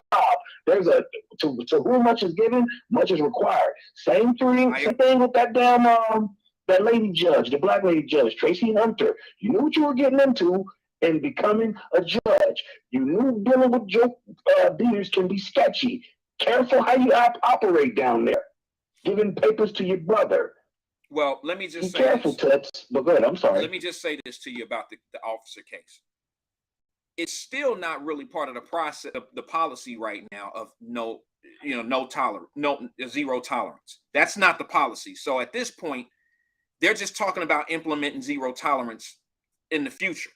What I'm saying is if you do that, they have to have some process, some due process. If you take due process out, this is a perfect example of how this brother would have been fired, and it was not even used in the same content. He was not calling somebody the N-word. He was not trying to reference it in a bad way. He was actually just saying, look, man, I'm not going to continue. Okay, if they called him an idiot, if the idiot was the trigger word, and this white dude or whatever dude kept saying, man, you a effing idiot, or you a effing F, the F word that referenced the gay and lesbians that we don't use anymore. You that. And he says the word, I ain't gonna keep being one of your F's, your F's. Now the cop is fired for saying what's been pushed at him the whole time. I mean, it just has to make sense to me. Now the zero. Yeah. Well, damn well, you tell the suspect, damn well not to be talking greasy to cops. If I was you, I'd shut up. Well, walk away. Wait a minute. And walk away and do what you got to do. Look, I'm a firm believer that the cops should not use the N-word as well. Okay, but what I'm saying to you is, whenever you take due process out, it's going to eliminate any argument or anything that may make sense, and it takes away any interpretation of what happened in those situations. That you just don't want that. And what I'm saying is, blacks will suffer more than white cops would if you implement this that way, This has nothing to do with me sticking up for the white cop more than the black cop. I'm actually looking out for generational cops that are in that age group of 25 to 35 years old because of the way that they grew up and what they listen to. If you go in their cars, if you go in a black police officer car right now and listen to his playlist, hear the N-word on some of his playlists, what they gonna do next? Say you can't listen to music that got the N-word in it? There you go. You can't be affiliated some of with your it? playlist is not in the office break room either. Well, maybe It's not. publicly unacceptable music. It's on your cell You phone, know? so it might be on in your break room. It's on your cell phone. Everybody's playlist that's in their car No, is on their cell phone. It's not playing. It's not playing on the music at work. Oh no, It's not playing on the elevator I music. got you. Ain't nobody getting on the elevator talking about bitches ain't shit. I don't know, man. I didn't heard some twerk songs on the elevator before. Okay. But the point I'm making is that it's no. I mean, just because somebody hears it in rap music and grew up around it, that's like saying, no disrespect, and this didn't happen. Say PG Sinterfield's grandmother,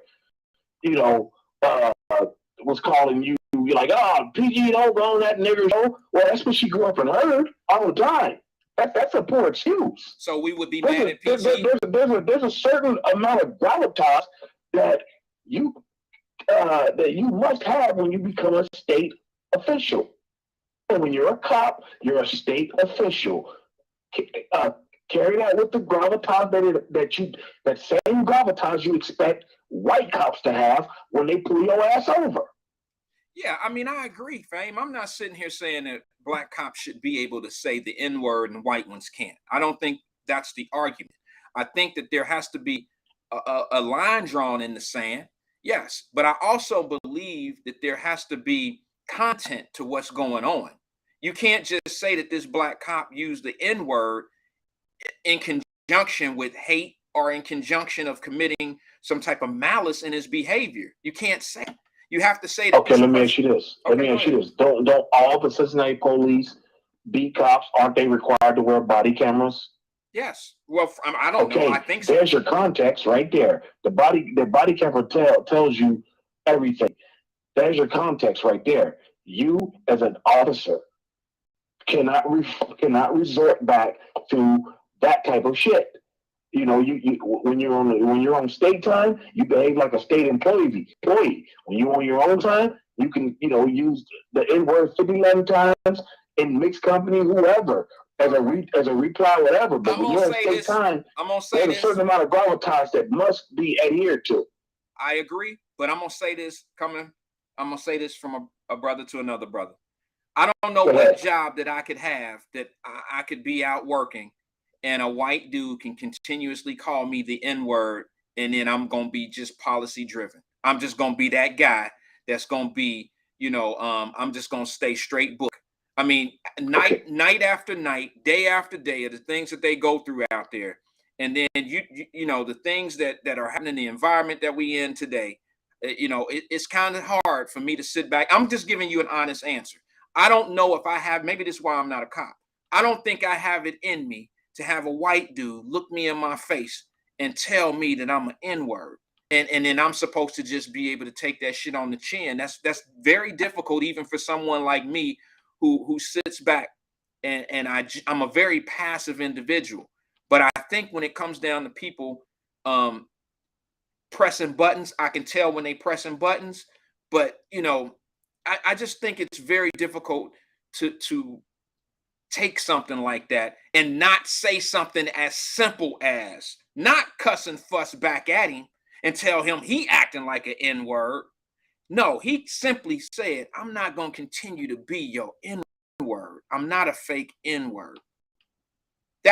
Again, cops take abuse. They get called pigs, whatever. You got to maintain control. That's a poor excuse. Shame on Mr. Lewis. Even taking a case, he withdrawn from it and said no. That's a pure excuse to give to our children. Oh, okay, fine. I'm sorry, Wyatt. First time in a year, in 18 months I've been listening to you, I think you're totally wrong on this. Okay, and that's like I mean totally. Like this is no. There does not need to be context. when you are an employee, again, you talk to your example of jumping on somebody. You know, are you jumping on somebody at as a Cincinnati cop, or are you jumping on somebody as a worker at I don't know the nearest warehouse, the Gap in Kentucky or something? Because one, you jump on one of those jobs will get a taxpayer funded settlement. The other one is going to get a private settlement. Yeah, well, so there's two different things that will happen when you jump on people. I tell you what, Fame. I tell you what. I will agree with you on some of this. I was first to say that I believe I agree with Iris Rowley, okay, who is big on the police acts and things of that nature. I said that. But works for him now. Don't stop. She works for him now. Okay, that's another story. Right. Just like I'm gonna get you suckers. They went down there to take over that government building, but they were hiring that day. The brothers walked in with guns. We came out with jobs. Stop. Iris Rowley works for the city. She has a city position thanks to the work she's put in, and thanks to, I think I would say, the new mayor probably offered her a position. So if she had an opportunity, sometimes hush money can be publicly. Well, go ahead, I'm sorry. All I'm saying is this. I agree with Iris Rowley when she said that no one should use the word. I agree.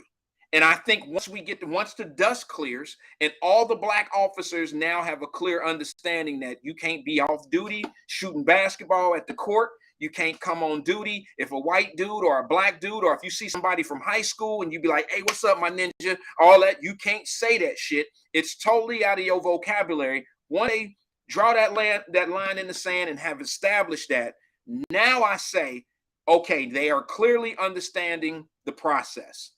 But a lot of these guys are being punished and they're acting like it's a zero policy, and it's not even implemented yet. It's not even in place yet.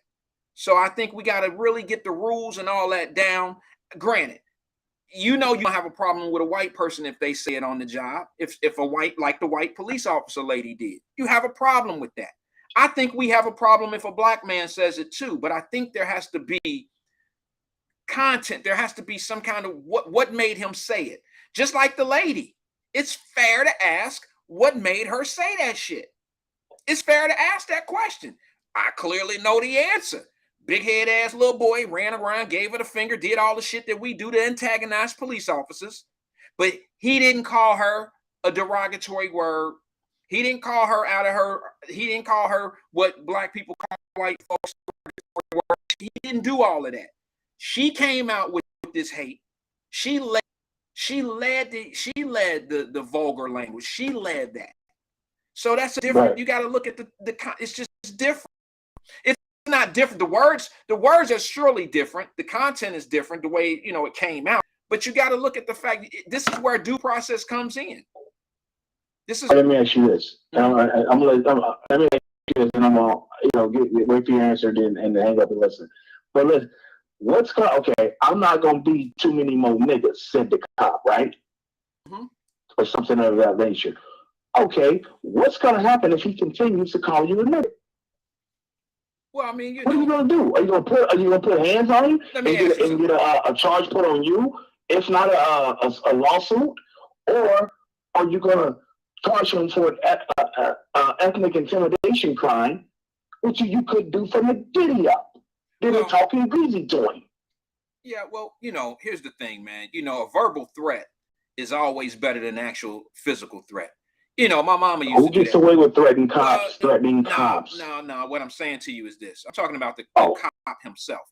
I'm sorry. I'm saying it like this, bro. My mama used to threaten the shit out of me when I was a kid, but I knew she wasn't gonna knock my head off. She can't make my head roll down the street, but it was enough to say for me to straighten my ass up. My mama couldn't boy, I will kill you. My mama wasn't going to kill me. Okay, but I understood that meant she was for real. And when somebody make a threat, like when a cop says something like, I ain't going to be too many more ninjas, bro. I ain't going to be too many motherfucking more ninjas. Hey, that mean dude is right, like he on the edge. Now, will he actually beat the shit out of the kid? Probably. No, I'm just playing. Will he actually beat the shit out of the dude? Maybe not. But I think the guy that he's talking to finally realizes, okay, man, I better chill out. He ain't playing. He ain't playing. And what gives the right? That by saying, I'm about to put you in cuffs if you don't knock it off. Oh man, they was already taking him in cuffs and all that. I'm pretty sure. Sure. So you got to look at it. You got to look at it for that. Catch ethnic? Want to use an ethnic intimidation charge? Call me another racial slur. Well, anything but the threat and the use of the word, he would have been fine. Okay, now let's just say this for argument's sake, and then we'll end it here because we're gonna have to agree to disagree on this one, Fame. But I will say this: I do agree that he should not have ever said it. But I'm a human being, and I understood why he made the repeat, why he repeated what was said. Now you might not agree with that, and that's fair. But let's just say this, man: if that brother had to do it all over again, if it came up again, hello? Yeah, I'm here. Can you hear me? Okay, yeah, no, go ahead and say that last part again. Let's just be fair here and say, if that brother had an opportunity, if it rolled back again and we were doing this all over again, Fame, I guarantee you he would do it different. I think if he had time to think about it and really, was like, okay, my career is on the line and I ain't gonna let this kid get to me, all that old shit, I'm sure that the brother probably would have handled it different. Like most people that do dumb shit the first time, they generally learn from that trend, from what they did, and then they do something different. They do it different. No, facts. I mean, I'm sure Officer Roach would do something differently if he ran into Tim Thomas again. Probably. I mean, damn. I mean, you've got to go in with proper mindset. Yeah. I am a state employee. I work for the state. I cannot use language from the block. That's how we talk in the hood. I ain't gonna be too many more blah blah blahs. Okay.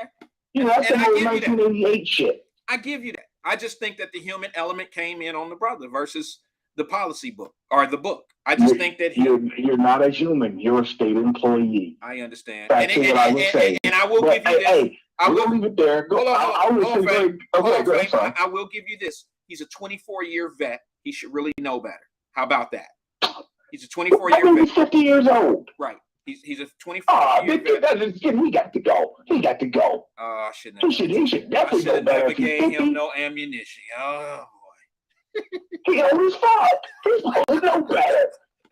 He close to retiring out there doing. Yeah, he probably should have known. I'm just trying to get him out. He's gonna have to do some right-wing security. Hey. Don't start no brothers got to work it out. We got to help each other. We got to defend one another, bro. Hey, just forget I even. I expect more of an elder. That's why the black youth don't respect the elders because the old niggas out here act like young dudes anyway. See, now look at you. Just like that. That was an elder role moment right there to be an elder. I agree, but you know what? We can't be that for everybody sometimes, bro. Sometimes some of us, we can't be everything for everybody. Hey, Fame, I gotta go, man. I appreciate you though. Always a pleasure, B. Always a pleasure. I was right on this one. No, Fame actually is right. Y'all might not understand why I'm agreeing, but we all kind of get it. If you are a police officer, there's standards. Hell, we already know that. We argue and fight when they hit somebody or do something. They get spit on or spat on. And we saying, well, why would he put his hands on somebody? Look at Lil Joey. They didn't black both of his eyes. Well, Lil Joey done did some shit to them that you don't know nothing about. But what you pay attention to is what the public employee did. We do that all the time. Y'all know I don't really, I go hard for the police sometimes because I know it's a crazy job. It's a job that most of us wouldn't even do. And I think they don't get enough respect. And I think that coming from us, you might not agree with me, but coming from a group of people, us, who don't want to be judged by somebody's actions that look like me. Like, don't judge me because Lil Ricky over there selling dope. Don't make me feel, don't judge me because he a badass or didn't do things right in life. All black people don't act like that. We big on trying to make it seem like we're individuals. But we also big on when one person make a mistake or do some foul shit out here, we want to blame the whole police department. That's contradictory to me. That makes no sense to me. Now, that's just me. That's my stance on it. However, I tried to make it more of a culture thing, giving some of these police officers some room to wiggle when I say 25-year-olds to 35-year-olds hear that N-word in the music and a whole lot of shit the 50-year-old does. Don't act like that 50-year-old man didn't start out with NWA. He didn't start out with Ice-T. I mean, don't act like he ain't start out with 2 Live Crew. Shit, they phased out Run DMC. They phased out Tribe Called Quest and all that. When the NWAs and all that came in, it moved all the real hip-hop out. I remember the days you would go to places like Mad Frog and have hip-hop battles. They don't even look for hip-hop artists in poetry spots anymore. They grab them motherfuckers at the Magic Wild Girl. You got to be in the strip club to get a record deal these days. Shit. You got to be popping it. You got to be Cardi B in it. Lord, why did I bring her up? Anyway, I appreciate the call, Fame. I do. We'll have to agree to disagree, but I'm with you a little bit on it. I think we're at the point now where I think every officer on the police department of Cincinnati police officers now know. The black ones, the white ones, the Latino ones, the Asian ones, the green and the purple and the orange and all of them. I think all of them know now that you can't use certain words. Gonna be a problem. You can't use any words, any of the little homophobic words, the words. You can't use any of that shit, or you will be dismissed right away. Now that they know, they know. They already knew, but now it's serious. And to be honest with y'all, hey, I know I'm about to get canceled for saying this shit. Once again, I'm on my circle of saying, be careful what you ask for. Because y'all don't want white cops saying this shit. So now white cops turning around saying, well, you can't say it either. What makes you better than me? If I can't say it, you can't say it. If I can't do it, you can't do it. Cool. Sounds like a fair exchange to me. Because I played a clip on my show one time. I don't know if y'all remember this, but who remembers the movie Boys in the Hood? Who remembers that clip of the black officer who was in the hood, who was using the N-word, and he was using it just like Boss Hogg? He didn't even like black people. Y'all remember that? One dead less ninja on the street. I wish you would have shot him. Yeah. And that goes to what I be saying sometimes, man. Everybody want to vote in people that look like you. You don't know what them, they could talk that black shit. They could talk that shit. I'm all about what my bill gonna look like. Some of y'all let that sink in. Shit. Let that sink in. I'm all about what my bill gonna look like. Who in the office gonna do right by me, by the policies? I'm all about what policies work for us.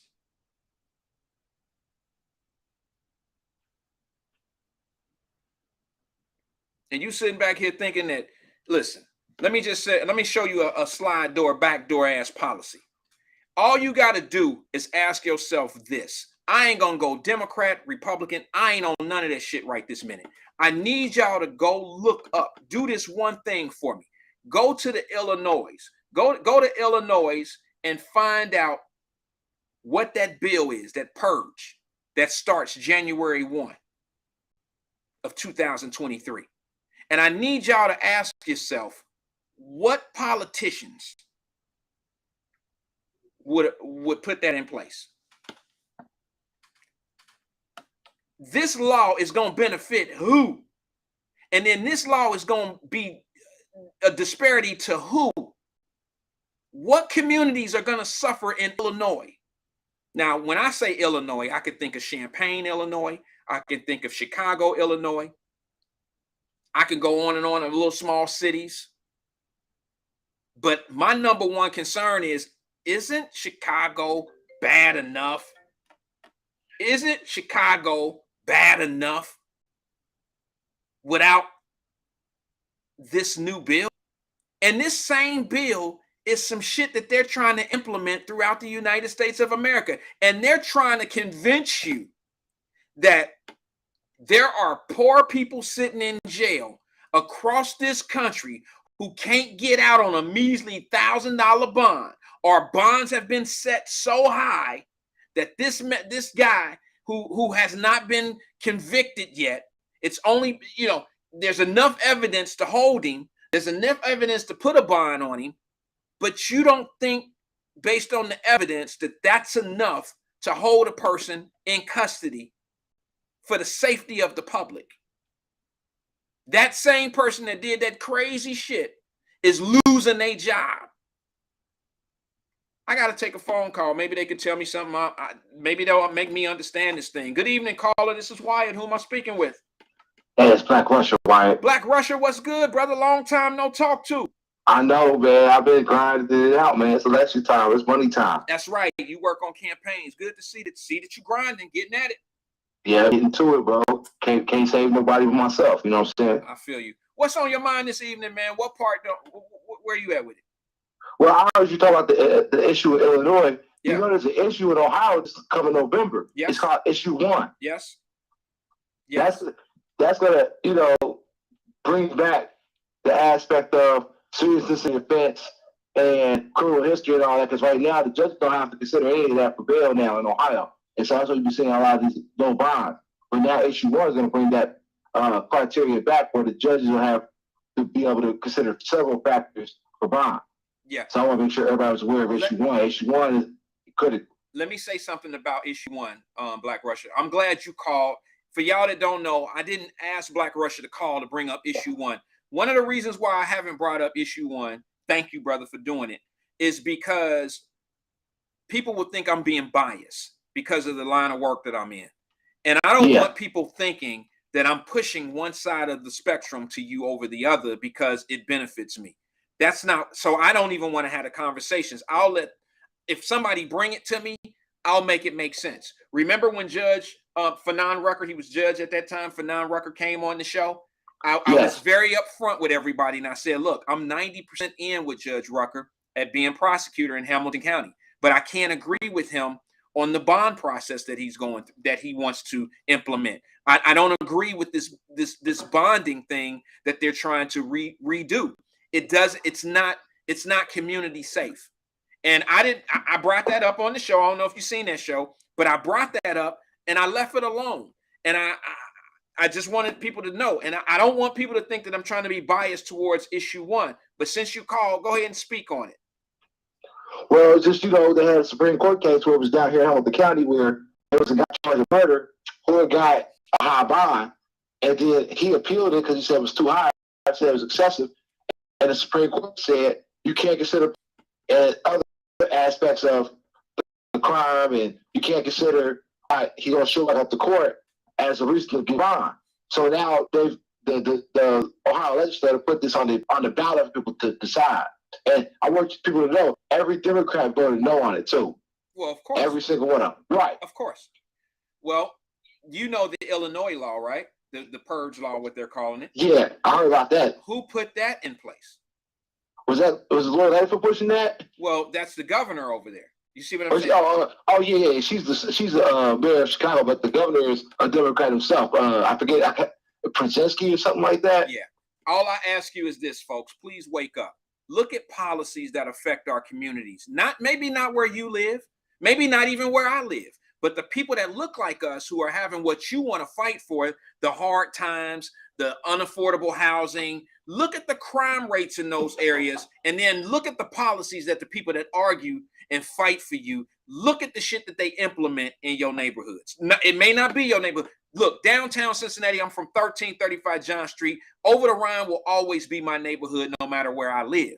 So I'm going to fight and fussle for it and tussle for it. That's just how it is. There's still some people down there that need help, that need safety. They don't need people out on the street that attempted murder and shouldn't be out on the street. They don't need people around them like that because they're not coming to my neighborhood. When they get out of jail, they're not coming to live next door to me at their grandmama house and all that old shit. They going right back to that same neighborhood that they had the problem in. The people that's beefing with them, like the 19-year-old kid that got out of jail on an OR bond for having a gun. He go back to the neighborhood. A week later, he got another gun. He shoot. This is up in Westwood. He's shooting at the people that got him in the jail for who he had to have the gun for. He's protecting himself. A 6-year-old got shot. An 8-year-old, another 19-year-old. Now they want to put him in jail. Like that shit wasn't potentially going to happen. If this kid would have got out of jail on an OR and they would have put him on an ankle bracelet and sent him out to his aunt's house out in Mason or Westchester somewhere, that would be a different argument. But you give a kid, a 19-year-old kid that had a gun charge, who's pending charges, you let him out on his own recognizance. He has nowhere to go but to the same house that he was living in when he needed a gun. That makes no sense to me. It's strange. I mean, a lot of these cases, and I know somebody's hollering about judges, like we need to focus on certain judges. Well, you need to look at some of those judges who have already been in office and had certain positions. You need to look at what they did in those positions. Because a lot of times, past is prologue, and what's going to happen. Like, the Democrats run the common pleas now. That's one of the things. Look at all the low bonds they give for serious offenses. Yep. I mean, I'm watching it. I watch it on a day-to-day basis. Trust me. I watch it. I know exactly what's going on. And is anybody talking about the crime? Look, we don't even got to talk about Chicago. Look at 14, 15-year-olds shooting and murdering. Guys out on the street with a combined close to 100 felony contacts with the court, and they outside shooting amongst each other on Main Street and shoot 9 innocent people. Those type of people need to be locked up. They don't even supposed to be out on the street. And we sitting here talking about the judges and the prosecutors and shit. We got the wrong eye. We focused on the wrong thing. Why aren't we talking about why would brothers be out shooting with my baby out there on Main Street? They just having a good time. Why are they shooting back and forth at each other, not caring about nobody else's life? Why would somebody do that? And then instead of arguing what needs to be argued and fight what needs to be fought, we sitting back talking about the judges and why the prosecutor trying to give somebody 200 years. We asking the wrong freaking questions. Man, it's sad, man. I can say it's pretty to review the issue 1 and see what it's about. So and make a decision whether it's going to be safe community or not. So basically, issue 1, Black Russia, is this. It gives the judges the ability, if you vote yes, it gives the judges the ability to make a judgment of if a person is risky to the community or not. And that's what's been going on since I've been involved in the court system. It's always been at the liberty of the judge in a bond hearing to determine if a person was a risk to the community. Well, there's people saying that the judge shouldn't have that kind of power, that they shouldn't be able to say that my person is a risk to the community because of the charge that they have not been convicted of. So little boy who got arrested, excuse me, I shouldn't say the little boy, he's a grown-ass man. Y'all know I'm old. So the guy that shot the guy in the back of the head at Walmart in broad daylight, if it's $1 million bond, because we don't have a conviction of him as of yet, he should be out on a low bond. He should be out. He should just be out until his case is over. Who's to say he's ever going to show back up? Who's going to be responsible for him out on the street? Who's going to say that person wouldn't go out? And I ain't trying to put it on him. I'm just saying, I use that as an example. I'm not trying to put this on that young man. I'm saying, who's to say that he won't go out and try to get the witnesses who actually seen who seen him do it? Who's to say that other detrimentals to our community, it won't happen if they're out? And see, what's happened is this. People have led you to believe that they're doing black people like that. So that's the soft spot. That's where they get you. That's where they get you. And unfortunately, I just don't fall for apples and for bananas in the tailpipe like that. I know we got a serious issue with some people not caring about other people. We do have that issue. But we got to pay attention to where we're getting clouded. It's a lot of fog going on out here. There's a lot of fall going on, and we falling for it. Right. And issue 2, have you seen issue 2? You know what that's about? No, what's that? Issue 2 bans illegal immigrants from voting in Ohio. Yeah. Now, why would that even be on the ballot? Ask yourself at the beginning of this dumb shit. Why would it even be on the ballot to have illegal? Think of this shit now. Why should we have to even consider letting people that are not even legal in this country to vote? Somebody make that make sense to me. And then if it makes sense to you, you in the right direction of how you think or whatever, that's right for you because you're going to think like that process. However they got you thinking, you're going to think that way. But I got to ask you this. If you don't think that it's right, I need you to take a look at who's pushing it down your throat. Who's trying to convince us that it should be that illegals are actually, they should be able to vote? Who would actually want them to vote? And why are they trying to push that policy down your throat? Mm-hmm. That's worse than your parent. That's the same shit like when we grew up. And look, I'm gonna be honest. I grew up where I seen some mamas had their sons out selling dope. They actually had their sons selling dope. They wasn't selling for them. They knew the dude who had the pack, and they would hook their son up with the dude that had the pack. She knew his son was out there selling dope, and that's that same type of shit. What mother, what father actually sets their kid up to go out here and hustle and get money in that life? I can't say they don't love them, but it's a different kind of love. So I got to ask you, what person who represents your party or represents how you do things on a day-to-day basis, who would even want you to vote on something saying illegals should be able to vote? What is the premise of that? And what is their motivation? Why? All that I can think of is Democrats think that illegal immigrants are going to vote for them. That's the only thing I can think of. They just look at them as new voters. But it excludes anybody who else is a resident outside the state of Ohio too. So like you gotta be in the state of Ohio for 30 days at least in order to be considered a voter. If you register, I think that's fair. Right. So let me just ask you this. If let's play devil's advocate, Black Russia. Let's play devil's advocate. There's been 2 million, close to 2 million, 1.8 million illegal immigrants brought into this country down at the southern border. Do you think that if a lot of these policies pass of allowing illegals to vote now, don't you think that has a lot to do with why this has been so quiet and they let almost 2 million, close to 2 million illegals into the country under the radar? And I mean, wouldn't you want 2 million people to come in and vote for you and your policies? Of course I would. Okay, so I would ask, people need to really pay attention of people that you think rock with you. And what Black folks don't even fucking understand is eventually they ain't gonna need you. The Latino community in this country is much larger than 13%. They're like at 22%, 17 to 22% or some shit like that. We set steady at 13.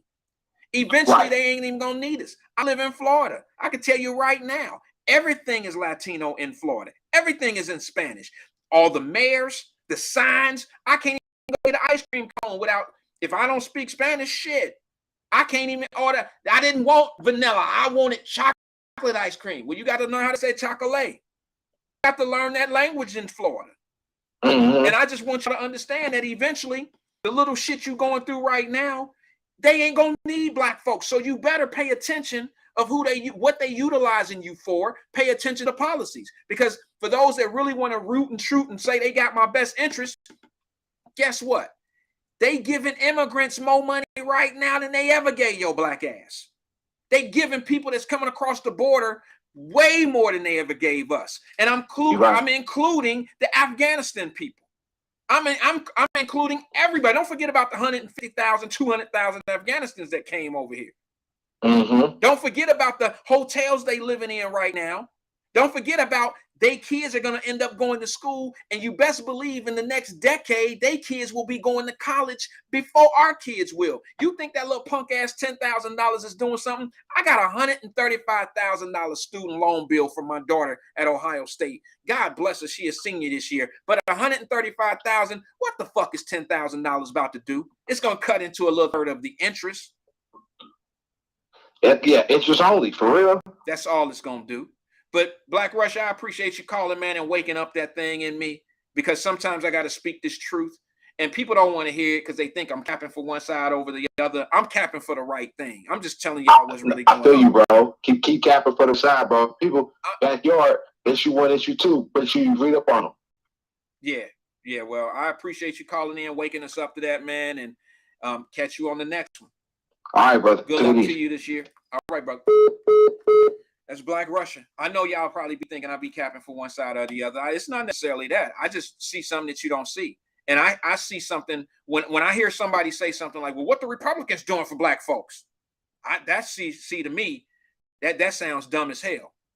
That's like saying, hey, man, you know what? I ain't trying to be funny, bro. Like, I seen your girl at the mall with this dude. I ain't want to say nothing to you, man, but you know, they was hugged up. I know that's your boo. I know y'all been together for a long time. And then he turn around and say, well, what the fuck your girl doing? Excuse me, bro.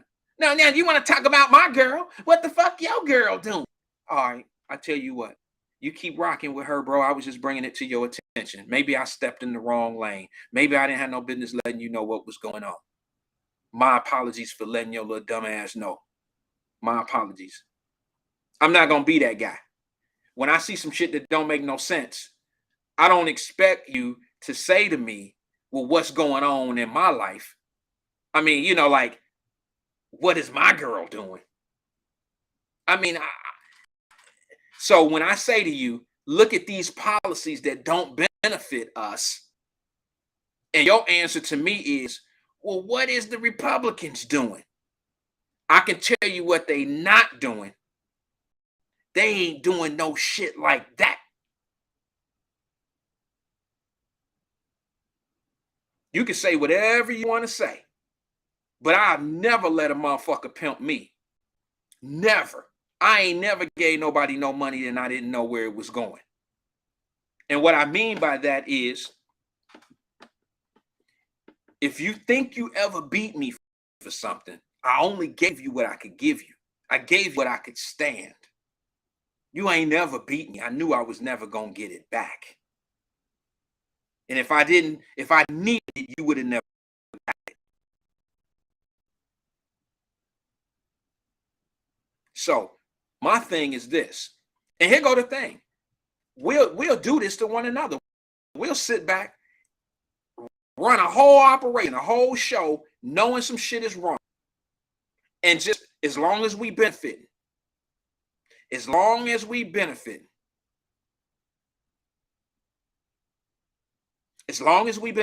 we building our platforms. We're selling ads on the radio. We don't give a fuck. We really don't care about the bottom line. We just trying to keep a job or create a job. We don't really care. Most of these people that be on that pro-black bullshit, they don't give a fuck. They really don't care. You trying to tell me Al Sharpton care about black people? Al Sharpton don't live like black people. So you tell me somebody that complains so much and don't even live the way they complaining. I show you a liar. Make it make sense. Make it make sense. I remember Maxine Waters. I ain't gonna jump on the old heads, but they started this shit and they kept it going. Maxine Waters told some people out in California about a month or two ago, y'all calm down. People in the middle of the street losing. They ain't got nowhere to go. They homeless people. This is the shit CNN don't show y'all. This is the shit that MSNBC don't show y'all. Young Turks and all that goofy ass shit. They don't show y'all. She in the middle of the motherfucking street talking to homeless people, black people, and she telling them, calm down, calm down. Look, this is not the way to handle it. This is not the way to handle it. Everybody settle down, just go home and we'll get this shit worked out. They was like, bitch, we ain't got no home. That's why we out here. See, she's untouched. She's out of touch. They out of touch. They scream and holler like chaos agents when they can get in front of the cameras and represent black people, poor people, all that old shit. That's what they do. That's the Don King syndrome. Talk all that shit and then go back home to a mansion.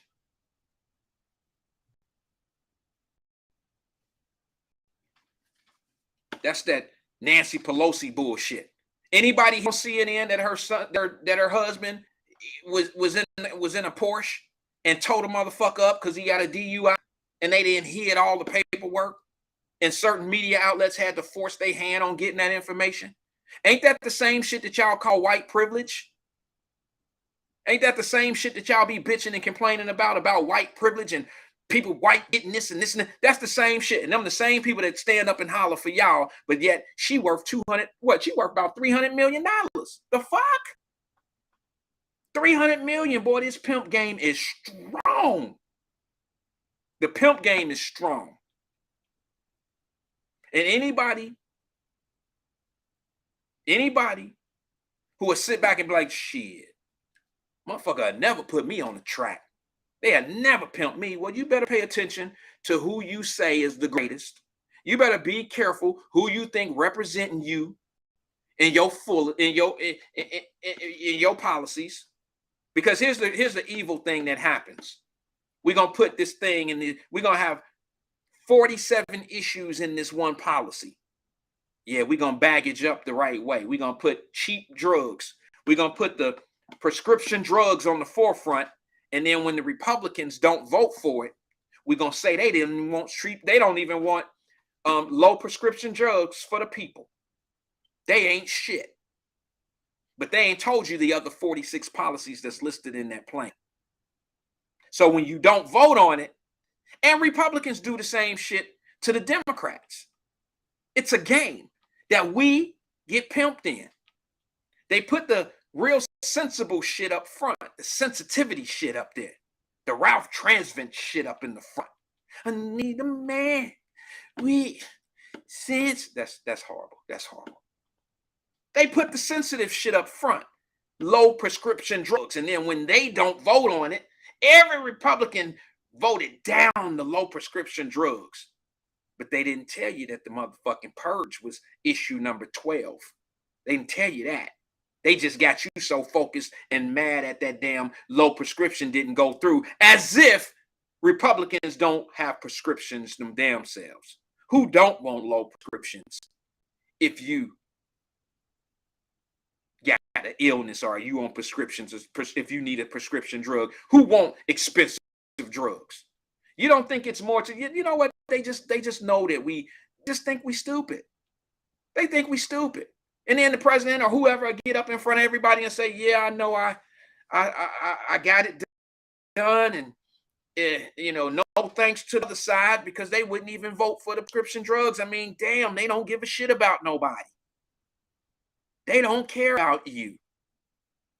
And my people falling for that goofy ass shit.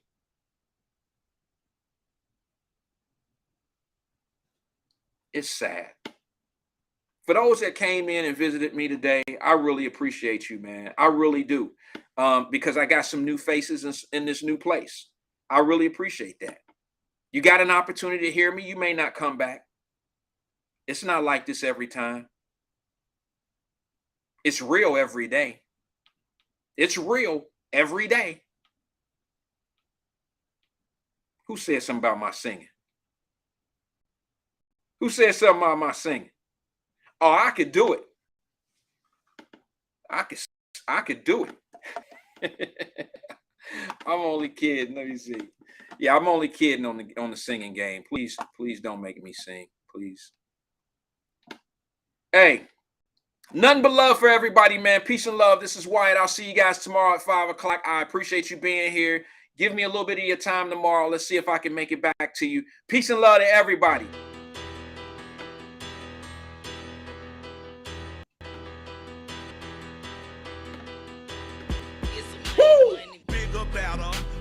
Petty don't matter. Far as the teller, I pray to God they rattle tattle. Hey, what's a rapper? I started off that, now I'm better. I get capital. I help my people to get cheddar. I do business. Look here, stay out my business. I'm so iceberg, not a blemish. I should have been to prison. More remorse, no cases pinned. I got rolling flooded, soaking wet, but ain't been swimming. I'm the man now, ain't I work a plan now. Can't I? I remember when you lame hated a player. player, now the same lame player. They call a player mayor. What you talking that funky, get about my face. Wearing that monkey, we not that, that might give you life advice. Get some money, get some money, get some money, get some money, get some money, get some money, get some money, get some money, get some money, get some money, get some money, get some money, get some money. It's the paper power pastor, burning rubber faster than a call NASCAR. My solo, so I am not a passer. I will not after any of you fever blistered. I'm the man now, ain't I? Work a plan now, can't I? I remember when you lame player, hated a player, now the same lame player. They call a player mayor. What you talking? Get about my face. When monkey, we not that, that might give you life advice. Get some money, get some money, get some money, get some money, get some money, get some money, get some money, get some money, get some money, get some money, get some money, get some money, get some money, get some money, get some money, get some money, get some money, get some money, get some money.